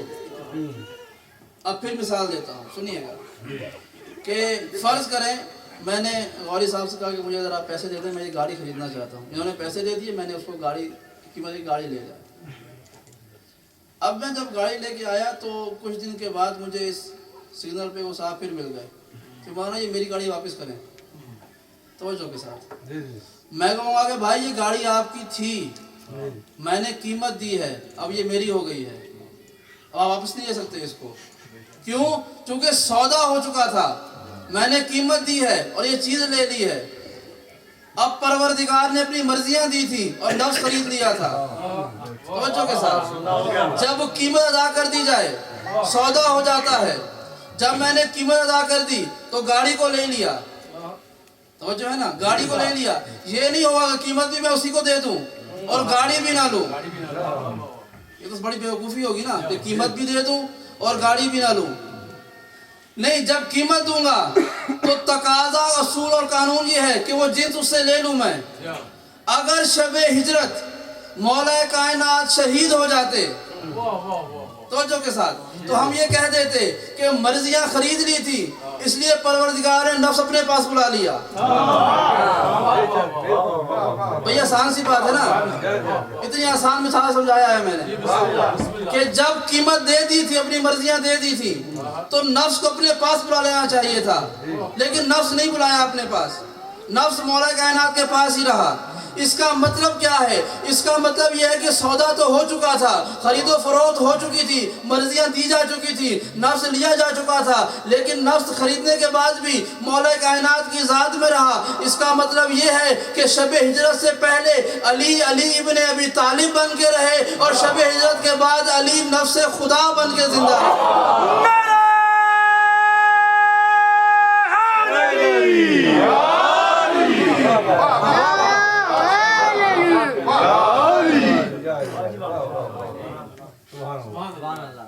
اور پھر ایک اور مثال، کیونکہ یہ مثالیں میں دیتا ہوں تاکہ سب کو سمجھ آ جائے۔ میں وہ گاڑی لے کے چلا گیا شمسی صاحب کے گھر پہ، میں نے کہا میں مصروف ہوں، آپ یہ گاڑی اپنے گھر میں کھڑی کر لیں۔ اب یہ اس کو رکھنے کی حامی تب بھریں گے جب ان کے گھر میں اس گاڑی کے رکھنے کی جگہ ہوگی، اتنی وسعت ہوگی تو یہ گاڑی کھڑی کریں گے۔ اگر ان کے پاس ایک چھوٹا سا فلیٹ ہو اور یہ مولانا جان تو حاضر ہے لیکن یہ گاڑی کھڑی کہاں کروں گا؟ میرے پاس جو جگہ ہے اس میں اتنی وسعت نہیں ہے کہ یہ میں آپ کی جگہ کھڑی جو ہے وہ گاڑی کھڑی کر سکوں. یہ آپ کی امانت میں کہاں رکھوں گا؟ میرے پاس جگہ نہیں ہے. میں قبول تو کرتا ہوں لیکن رکھ نہیں سکوں گا. اللہ جانے علی کا ظرف کتنا بلند تھا کہ پروردگار کا نفس اپنے پاس امانت کے طور پہ رکھ دیا.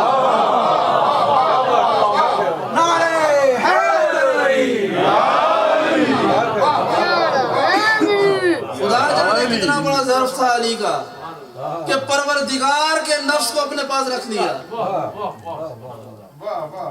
اپنے پاس رکھ لیا. اب جب سودا ہو گیا تو مرضیاں اللہ کی علی کے پاس آ گئی. علی کا نفس اللہ کا ہو گیا. تو جب سودا ہو گیا تو پھر وہ مرضیاں اللہ کی نہ رہی, علی کی ہو گئی. بھائی نہیں سمجھے آپ اسے؟ جب سودا ہو گیا تو جو اللہ کی مرضیاں تھی, مرضات اللہ تھی, وہ اب اللہ کی مرضیاں نہیں رہی, وہ علی کی مرضیاں بن گئی. اور جو علی کا نفس تھا وہ اللہ کا نفس ہو گیا. سودا ہو گیا. اللہ کے نفس میں ابھی بات کروں گا لیکن ابھی بات کرتے ہیں علی کی مرضیوں کی کہ جو اللہ کی مرضی ہے وہ اب علی کی مرضی ہو گئی. یعنی کہ جو اللہ کی مرضی ہے وہ علی کی مرضی ہے, جو علی کی مرضی ہے وہ اللہ کی مرضی ہے. مجھے سمجھ نہیں آتی ہے کہ لوگ علی کے بغض میں نماز بھی پڑھتے ہیں اور نیت کرتے ہیں کہ اللہ ہم سے راضی ہو جائے. عقل کے اندھو, جس کی نماز پڑھ رہے ہو اسی سے بغض رکھے ہوئے ہو.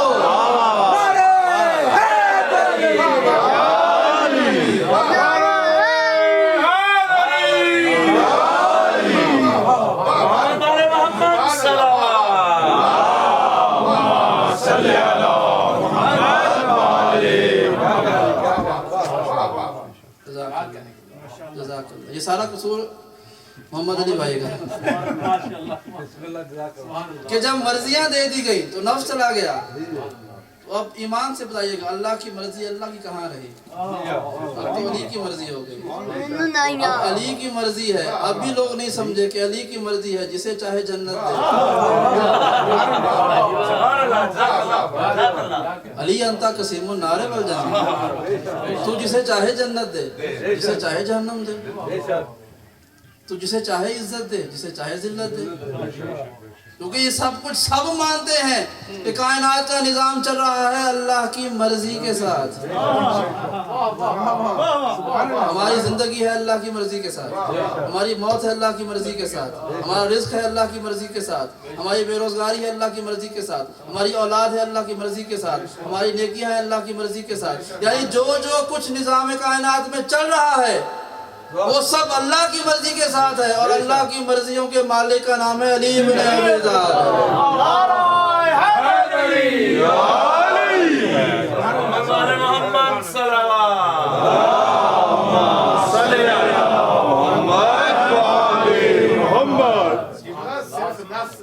جنت بھی بیچی اور ساتھ کہا کہ یہ قیمت پوری نہیں, اس کے ساتھ میں شکریہ بھی ادا کرتا ہوں. انشاءاللہ وصول کریں گے. جنت کیا چیز ہے؟ بسم اللہ. جنت اتنی سستی ہے کہ آپ کے غلام تنکوں سے بنا کر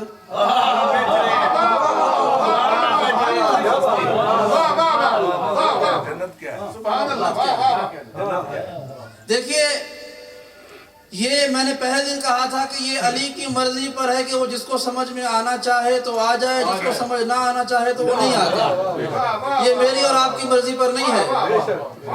یہ انہی ہستیوں کا صدقہ ہے, کرم ہے, لطف و عنایت ہے کہ وہ جس کو اپنا کچھ تھوڑا سی ولایت کی خیرات ادا کر دیتے ہیں. ورنہ جس کو سمجھ میں آنا چاہے تو آ جاتے, جس کو نہ سمجھ میں آنا چاہے تو نہیں آتے. اگر آ جائیں تو اس طرح سے آتے ہیں کہ بہلوچ سے دنیا دیوانہ کہتی ہے, وہ گلیوں میں گھاس پھوس کی جنتیں بیچتا پھرتا ہے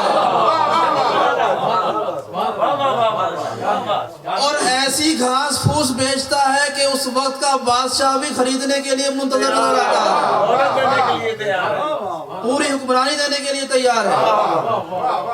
اور اگر سمجھ میں نہ آنا چاہے تو اس طرح سے نہیں آتا ہے کہ امام شافعی نے کہا کہ ماتا شافعی ولیسا یدری علی ربہ ام ربہ اللہ, کہ شافعی مرتے مرتے مر گیا مگر نہ پہچان سکا کہ علی اس کا رب ہے یا اللہ اس کا رب ہے.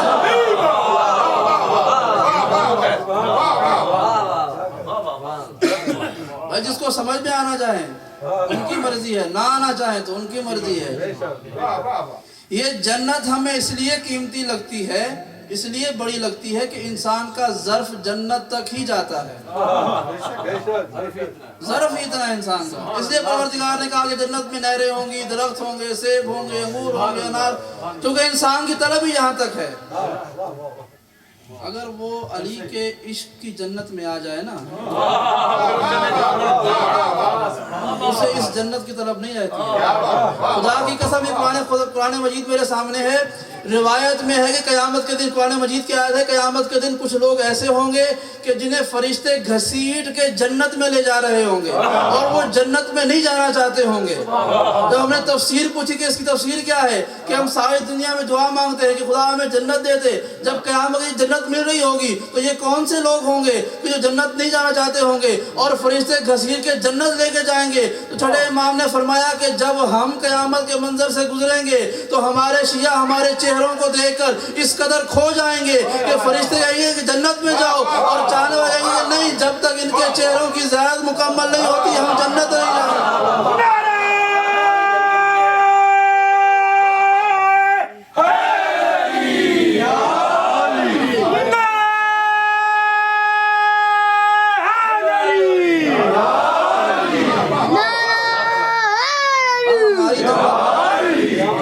जब तक इनके चेहरे की ज़ियारत ना कर लें वो जन्नत की क्या कीमत है। देखें, मैं कल जनाब हुर की बात कर रहा था, ये मेरे मौजू कहीं और चला गया है कि मैं बयान क्वेश्चन बयान कर दूं। कल जनाब हुर की बात की थी। जनाब हुर ने जब आके वो गुस्ताखी की तो जो इबादतें अब तक कर चुके थे वो सब ज़ायल हो गई। इब्लीस ने बहुत बातें की थी, एक गुस्ताखी की सब ज़ायल हो गया। जनाब हुर का किरदार बहुत बड़ा था करबला के वाक़े से पहले भी, लेकिन एक गुस्ताखी की, इमाम ने कहा कि तेरी माँ तेरे गम में रोए, सब कुछ ज़ाया हो गया।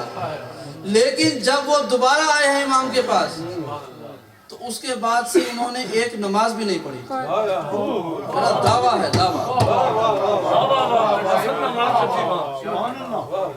वो सुबह की नमाज के बाद आए थे और जोर से पहले शहीद हो चुके थे, वो एक नमाज भी नहीं पढ़ी है। लेकिन सब उन्हें आज हुर अलैहिस्सलाम कहते हैं, और ऐसा सलाम आया कि हुसैन दुनिया में थे, हुर जन्नत जा चुके थे। यानी जन्नत इबादतों के एवज नहीं मिलती है, जन्नत मिलती है अली की रजामंदी से, हुब्बे अहले बैत से, क्योंकि मर्जियों से जन्नत मिलती है। कहा कि मैं अपना नफ्स बेचकर परवरदिगार की मर्जियां ले चुका हूं, बस 2 मिनट के मौजू मुकम्मल हो जाए। अब जब सुबह होने लगी और अल्लाह के रसूल ने चाहे घर से निकल जाएं, अली को बिस्तर पे लिटा दिया गया और आप घर से निकलने लगे। अब घर के बाहर हर तरफ खड़े हुए हैं दुश्मन, हाथों में तलवारें लेके, कि अगर मोहम्मद मुस्तफ़ा निकले तो हम मार दें। भाई बिस्तर पे सुला दिया अली को, अब बाहर किसको मोहम्मद बना के निकालें? तवज्जो के साथ, क्योंकि कायनात में एक ही अली है।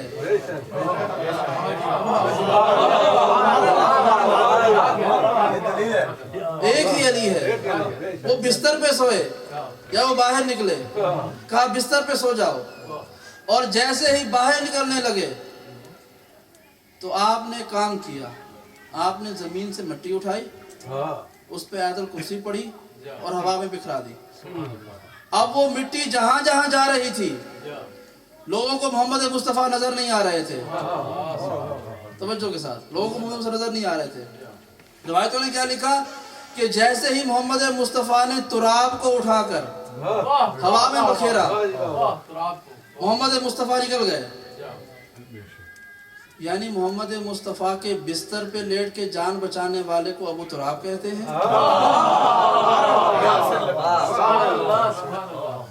और मोहम्मद मुस्तफ़ा को रोशनी में अपनी रिदा में उड़ा के बचाने वाले को तुराब कहते हैं।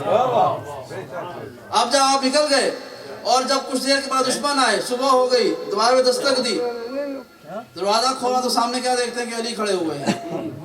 सबके चेहरे उतर गए, सबके चेहरे उतर गए, क्योंकि अली को देखकर चेहरा उतरने की बीमारी नई नहीं है।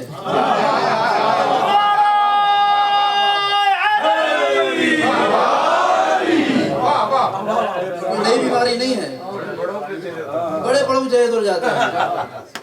اور کہا کہ علی آپ یہاں پہ کہاں سے؟ کہا کیا چاہتے ہو؟ کہا محمد کہاں ہیں؟ دیکھیے جواب سنیے گا. کہا محمد کہاں ہیں؟ اگر علی بتا دیں کہ کہاں ہیں تو مخبری ہو جائے گی, اور کہیں کہ میں نہیں جانتا تو جھوٹ ہو جائے گا. توجہ کے ساتھ, اگر کہیں کہ مجھے پتا نہیں ہے تو وہ جھوٹ ہے, اگر بتا دے کہ کیا کہاں ہے تو مخبری ہو جائے گی. تو علی نے کہا کہ کیا مجھے دیا تھا جو مجھ سے پوچھتے ہو؟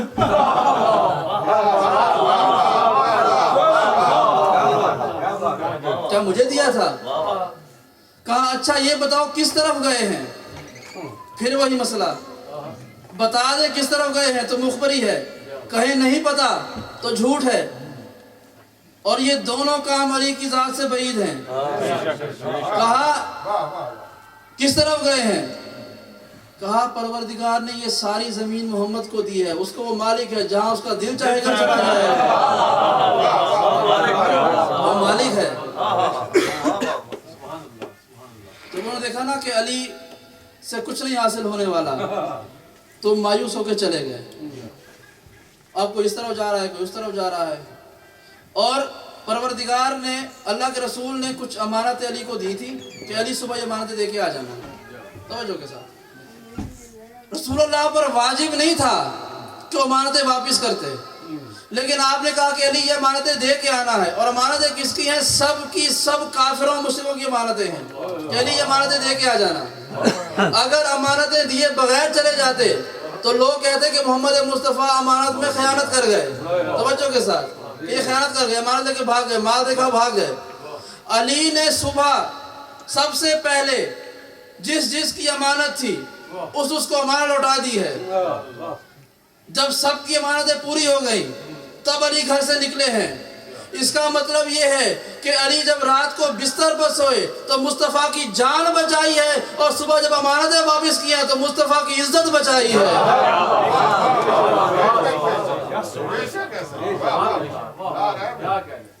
اور اب علی سے کہا کہ تم بھی آ جانا. جب علی چلنے لگے تو علی تنہا نہیں جا رہے تھے, علی کے ساتھ خانوادہ رسول تھا.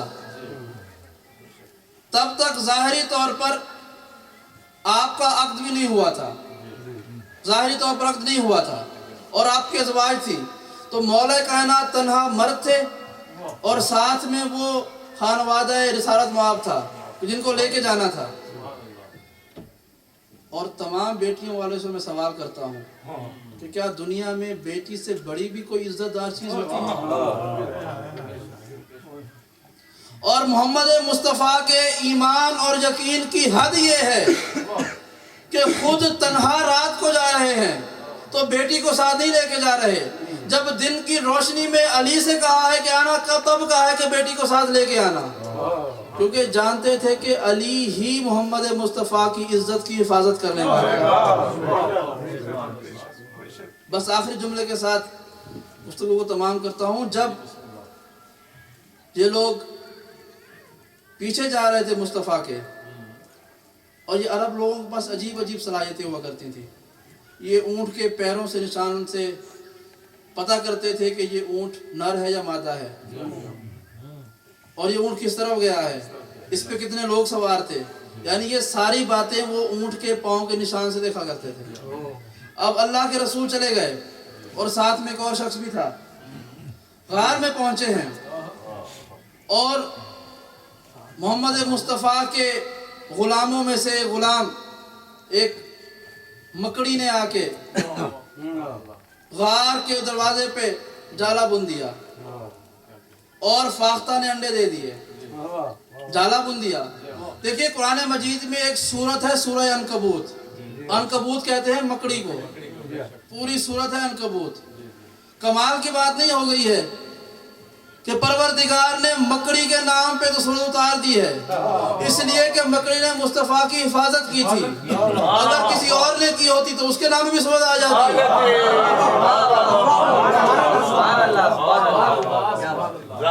مکڑی کے نام پہ سورت اتار دی ہے.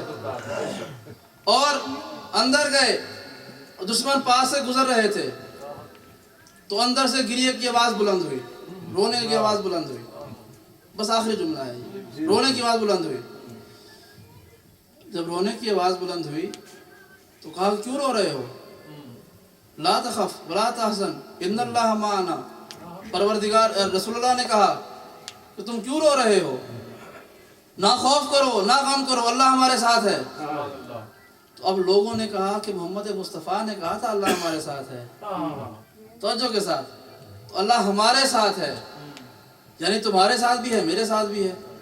توجہ کے ساتھ کہا کہ اللہ تمہارے ساتھ بھی ہے میرے ساتھ بھی ہے. نہیں، مصطفیٰ نے کہا کہ تم خوف نہ کرو اور حزن بھی نہ کرو، اللہ ہمارے ساتھ ہے. توجہ کے ساتھ، لا تخف ولا تحزن، کہ تم خوف بھی نہ کرو اور حزن بھی نہ کرو، اللہ ہمارے ساتھ ہے، اللہ ہمارے ساتھ ہے. دیکھیے خوف تو ہوتا ہے جان کا، یہ حزن کیوں تھا؟ دیکھیے جو حضرات بیدار ہیں وہ میری گفتگو سمجھیں گے کہ خوف تو تھا کہ دشمن آ جائے گا، یہ حزن کیوں تھا؟ حزن ہوتا ہے کسی کام کے پورا نہ ہونے پر. توجہ کے ساتھ، کوئی کام دیا گیا وہ پورا نہ ہو تو حزن ہونا شروع ہو جاتا ہے. یعنی اس کو یہ حزن تھا کہ کہیں اس کے ساتھیوں نے جو کام دیا ہے کہ مصطفیٰ کے ساتھ رہ کے مخبری کرنی ہے وہ نہ مکمل ہو جائے گا، اور اس کو حزن ہو گیا تھا. تو مصطفیٰ نے کہا کہ تم نہ خوف کرو اور نہ حزن کرو، اللہ ہمارے ساتھ ہے. یعنی اللہ وہاں علی کے ساتھ بھی ہے، یہاں مجھ محمد کے ساتھ بھی ہے. بعد میں لوگوں نے لکھا کہ کیونکہ وہاں پر ایک سانپ آ گیا تھا، اسے دیکھ کے رونے لگے کہ سانپ کاٹ لے گا. یعنی عقیدے کی خرابی ہے، بلکہ نہیں، میں کہتا ہوں کہ یہ درست عقیدہ ہے. ان کا رونا بالکل عین حق تھا اگر سانپ کی وجہ سے روئے. مصطفیٰ کے ساتھ تھے لیکن سانپ کا ڈر تھا. اس کا مطلب ہے کہ وہ خود بتا رہے ہیں کہ اگر ہم دنیا میں بھی مصطفیٰ کے ساتھ ہوں تو سانپ کاٹ سکتا ہے، اور اگر قبر میں مصطفیٰ کے ساتھ ہو جائے. بس آخری جملہ ہے، اور یہ میرا وعدہ ہے کہ اس موضوع کا آخری جملہ ہے، کیونکہ میں 3-4 دفعہ کہہ چکا ہوں آخری جملہ، اور یہ جملہ بیداری سے سنیے گا. وہ سانپ کے خوف سے روئے لیکن انہیں پتہ نہیں ہے کہ سانپ کبھی سانپ کو نہیں کاٹتا. میں تھوڑی وضاحت چاہتا ہوں سب کے سامنے ہو جائے کہ وہاں پہ الفاظ یہ ہیں کہ وہ 2 میں سے جو دوسرا تھا جی، اور وہاں 2 تو نہیں تھے، وہاں تو 3 تھے، تیسرا سانپ تھا. تو کیا رسالت میں آپ سانپ کو نہیں کہہ سکتے کہ آپ غم نہ کرو اللہ ہمارے ساتھ ہے؟ وہ اسے مارنا چاہتا تھا کہ یہ مخبری کر رہا ہے. صلوات پڑھ دیں محمد والے.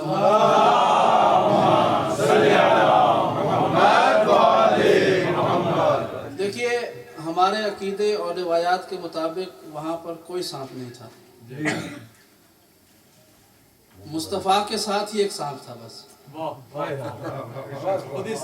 یہ بعد میں بہانہ گھڑا گیا ہے اس رونے کا عذر بنانے کے لیے.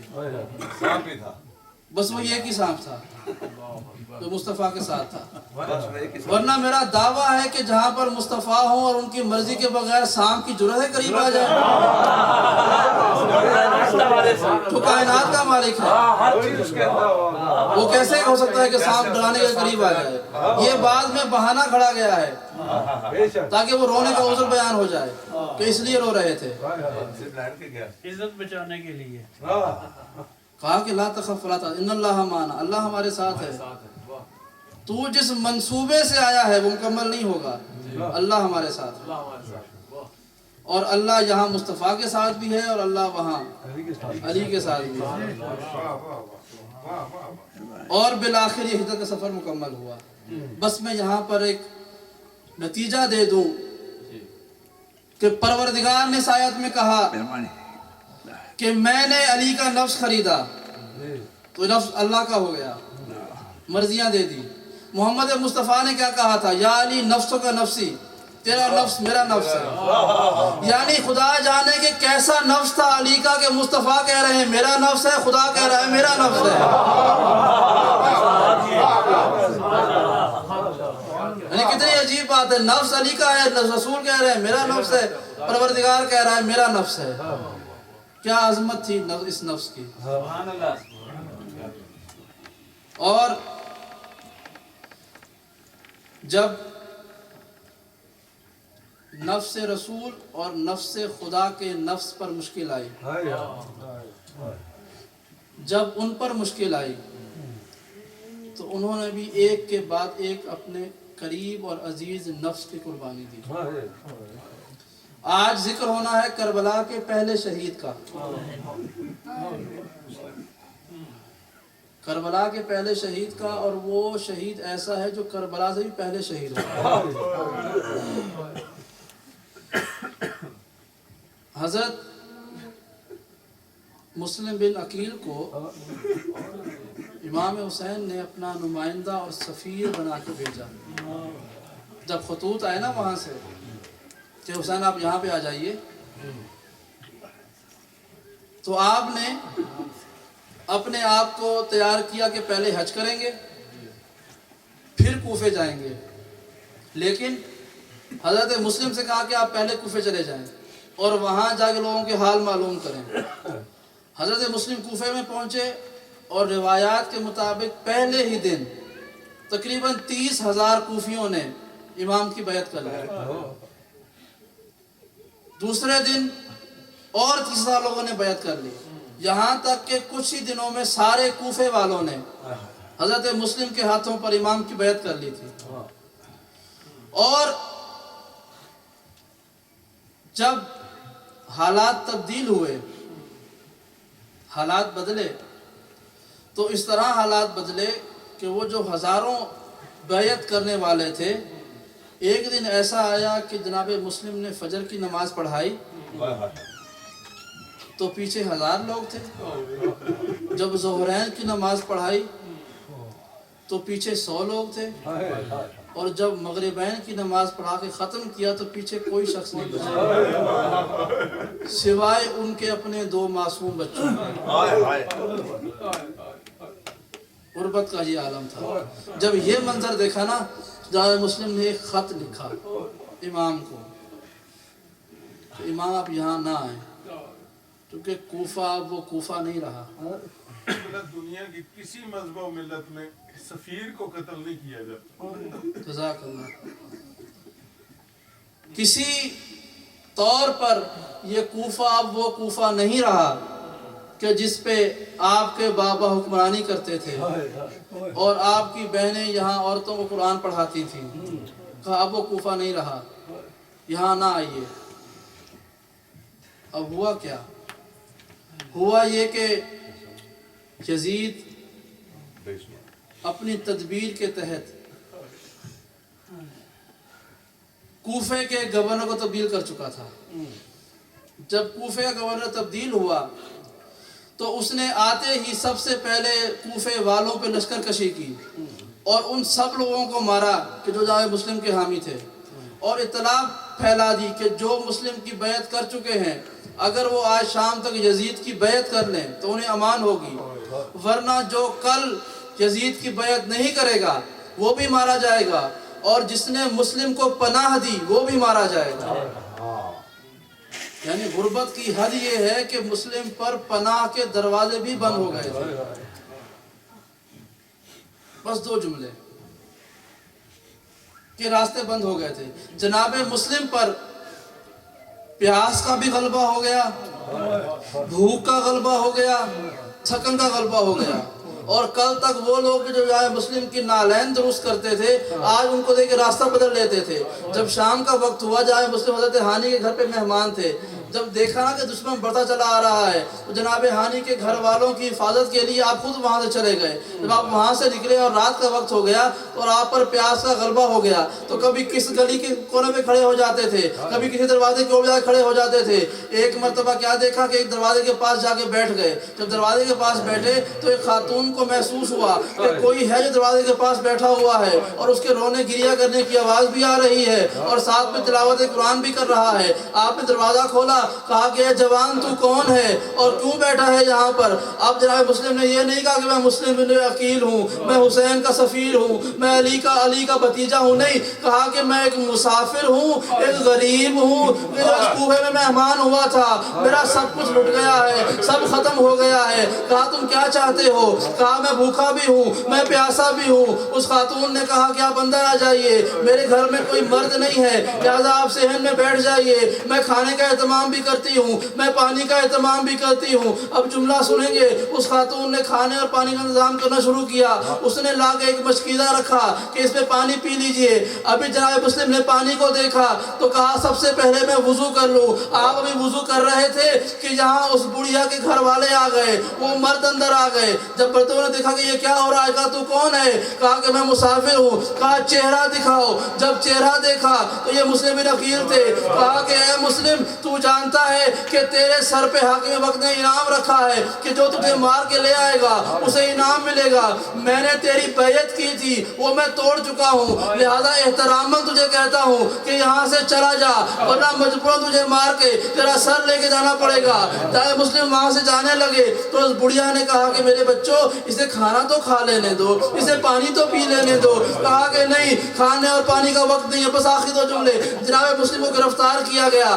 آپ کو جب گرفتار کر کے دربار میں لایا گیا نا، تو آپ نے گورنر کے سامنے کہا کہ تم مجھے اس حال میں کیوں لے کے آئے ہو؟ میرا جرم کیا ہے؟ میرا قصور کیا ہے؟ مجھے کیوں ہاتھوں میں رسیاں باندھی گئی ہیں؟ کیوں میرے پاؤں میں رسیاں باندھی گئی ہیں؟ مجھے کیوں مار رہے ہو؟ میں تو پیغام لے کے آنے والا ہوں، میں تو سفارت کرنے والا ہوں، میں تو سفیر ہوں، نمائندہ بن کے آیا ہوں۔ کہا کہ ہم نہیں چاہتے کہ تو یہاں کے حالات حسین ابن علی کو بھیج۔ بس آخری دو جملے ہیں، میں زیادہ مصائب نہیں پڑھا، آخری دو جملے۔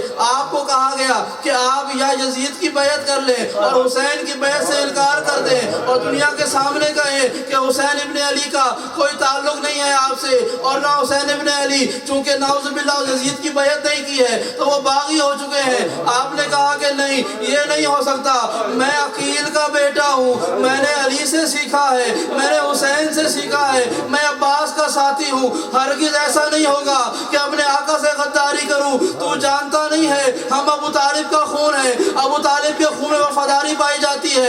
اور جب یہ جملہ سنا نا، حاکم وقت نے عجیب حکم دیا، کہا کہ مسلم کو لے جا کر دارالعمارہ کی چھت پہ اس طرح سے لٹکا دو کہ اس کے جسم پہ کچھ زخم لگا دو، ان زخموں سے خون رستا رہے اور زخموں سے خون رس رس کے جناب مسلم کی ہلاکت ہو جائے۔ آپ کو لے جایا کہ دارالعمارہ کی چھت پر، جب چھت پہ پہنچے تو کسی نے بازو پہ زخم لگا دیا، کسی نے ٹانگ پہ زخم لگا دیا، کسی نے ماتھے پہ زخم لگا دیا، کسی نے پتھروں سے آنکھیں پہ زخم لگا دیا۔ علا کل حال یہ تھا کہ جناب مسلم زخمی حالت میں دارالعمارہ کی چھت پہ آ گئے اور آپ کو بازوؤں سے باندھ کر دارالعمارہ کی چھت پہ لٹکا دیا گیا، اور آتے جاتے لوگ آپ کا یہ حال دیکھتے رہے کہ مسلم کو لٹکا دیا گیا ہے۔ اب کوئی کوفے والوں میں یہ نہیں کہہ سکتا تھا کہ یہ پیاسا مسلم ہے، اسے پانی پلا دو، یہ زخمی مسلم ہے، اسے دوا دے دو، اس کا مرہم لگا دو۔ نہیں، اب جملہ سنیں گے، ظالموں نے حکم دیا کہ جناب مسلم کو اس حال میں شہید کر دو کہ اس کا سر دارالعمارہ کی چھت پہ لٹکا رہے اور آپ کا جسم دارالعمارہ سے نیچے گر جائے۔ آپ کی گردن پہ وار کر کے آپ کے سر کو تن سے جدا کر دیا گیا، آپ کا جسم چھت سے نیچے گر گیا اور آپ کا سر وہاں لٹکا رہا۔ اب جملہ سننا، ایک مرتبہ ایک صحابی جو مولا کائنات کا صحابی تھا، آنکھوں سے نابینا تھا۔ اب جملہ سننا سادات و غیر سادات، یہ صحابی قریب سے گزرا اور اس کے کانوں میں کسی کی تلاوت کرنے کی آواز آتی ہے، یہ تلاوت کرنے کی آواز وہ نابینا صحابی سنتا ہے اور رک جاتا ہے۔ کہا یہ بتاؤ یہ قرآن کون پڑھ رہا ہے؟ قرآن کون پڑھ رہا ہے؟ کہا تو کیوں پوچھ رہا ہے؟ کہا جب علی یہاں کوفے میں تھے، علی کی گود میں ایک بچہ بیٹھا کرتا تھا جو قرآن پڑھتا تھا، اس کا لہجہ مجھے اس بچے کا لہجہ لگ رہا ہے۔ تو بتایا گیا کہ ہاں یہ علی کا بھتیجا مسلم ہے کہ جس کا سر تن سے جدا ہو گیا ہے اور وہ قرآن کی تلاوت کر رہا ہے۔ اجرکم اللہ۔ اب یہاں پر حال سنیے کہ امام کا قافلہ چلتا چلا آ رہا ہے اور عید کا دن آ گیا۔ अजरुकुम अल्लाह। ईद का दिन आ गया। ईद का दिन जब आया तो सुबह के वक्त सब बच्चे इमाम से आके बारी बारी मिल रहे थे। इमाम से मिलते थे और जाके अपने वालिदैन से मिलते थे। इमाम चल के उस खेमे में आए जहां मुस्लिम की बेटियां बैठी हुई थी। जब खेमे में दाखिल हुए तो उन बच्चियों ने पहला सवाल किया कि मामू आज ईद का दिन है, हमने तो ये सुना है कि मुसाफिर जितनी भी दूर गया हो ईद के दिन पलट के अपने घर आ जाता है, हमारे बाबा कब आएंगे? हमारे भाई ईद के दिन हमें क्यों नहीं मिलने आए?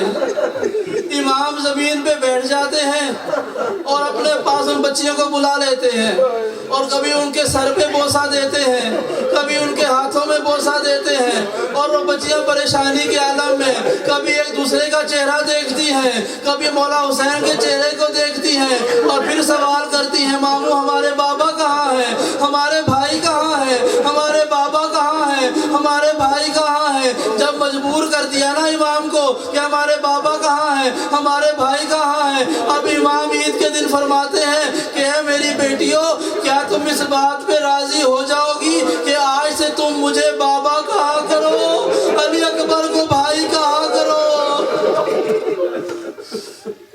अजरुकुमुल्लाह, अली अकबर को भाई कहा करो, असगर को भाई कहा करो, कासिम को भाई कहा करो, ओनो मोहम्मद को भाई कहा करो, मुझे बाबा कहा करो। कहा वो तो है, हमारे बाबा कहाँ हैं, हमारे भाई कहाँ हैं? अभी ये गुफ्तगू जारी थी, अब जुमला सुनेंगे। हमारा साबिर इमाम क्या करता है, उन बच्चियों को अपनी आगोश में बिठाता है और जनाब सकीना को बुला लिया। सकीना आगे पास बैठ गई है। कहा सकीना बेटी, इन बच्चियों को अपने साथ रखो, जहाँ तुम जाओ वहाँ इन्हें रखो, जहाँ तुम सोना वहाँ इन बच्चियों को सुलाना, इन बच्चियों को अपने साथ रखो, ये तुम्हारी बहनें हैं। अब बच्चियां खौफजदा हो गई, अब ये बच्चियां डर गई। कहा कि माजरा क्या है? कहा कि मामू आपने हमें ईदी भी नहीं दी, सब ईदी ले रहे हैं, हमारी ईदी क्या है? अब जुमला सुनेंगे। इमाम ने बच्चों को करीब बुलाया, मैं पेशानी पे बोसा देकर कहा बच्चियों अपनी आस्तीनें उलट दो, अपनी आस्तीनें उलट दो। आस्तीनें उल्टाई गई। अब बच्चियां सवाल करती हैं, मामू जब हम मदीने में थे तो एक मर्तबा एक औरत आपके पास आई थी, आप उसका शौहर जा चुका था, आपने उसके बच्चों की आस्तीनें उलट दी थी और कहा था कि तुम्हारा शौहर मर चुका है, ये बच्चे यतीम हैं। का मामू आप हमारी आस्तीनें उलट रहे हैं, क्या हम भी यतीम हो गए हैं? अजरुकुमुल्लाह, क्या हम भी यतीम हो गए हैं? बस आखिरी जुमला खुदा इन बहते हुए आंसुओं को कबूल फरमाए। हज़ारों इमाम ने फरमाया कि मेरी बेटियों, मैं तुम्हारा बाबा हूँ, तुम्हारे बाबा को शहीद कर दिया गया। बस आखिरी जुमला। जब शाम गरीबा के बाद ये काफिला, कैदियों का काफिला कूफे के करीब पहुँचा, कूफे के करीब पहुँचा, सैयद सज्जाद ने कहा फूफी अम्मा तमाम बीबियों से कहो अपनी आंखों को झुका ले, फूफी अम्मा अपनी नजरों को झुका लो, ऊपर नहीं देखना, सामने नहीं देखना, सरों को झुका लो। मुस्लिम की बच्चियों से कहो सरों को झुका ले। कहा बेटा सज्जाद इन बच्चियों से किस तरह कहूँ और क्यों कहूँ सरों को झुका ले? फूफी अम्मा जब हम कूफे में दाखिल होंगे इनके बाबा का सर कूफे के शहर में लटका हुआ है, ऐसा ना हो कि ये बच्चियां अपने बाप का सर इस आलम में देख के मर जाएं।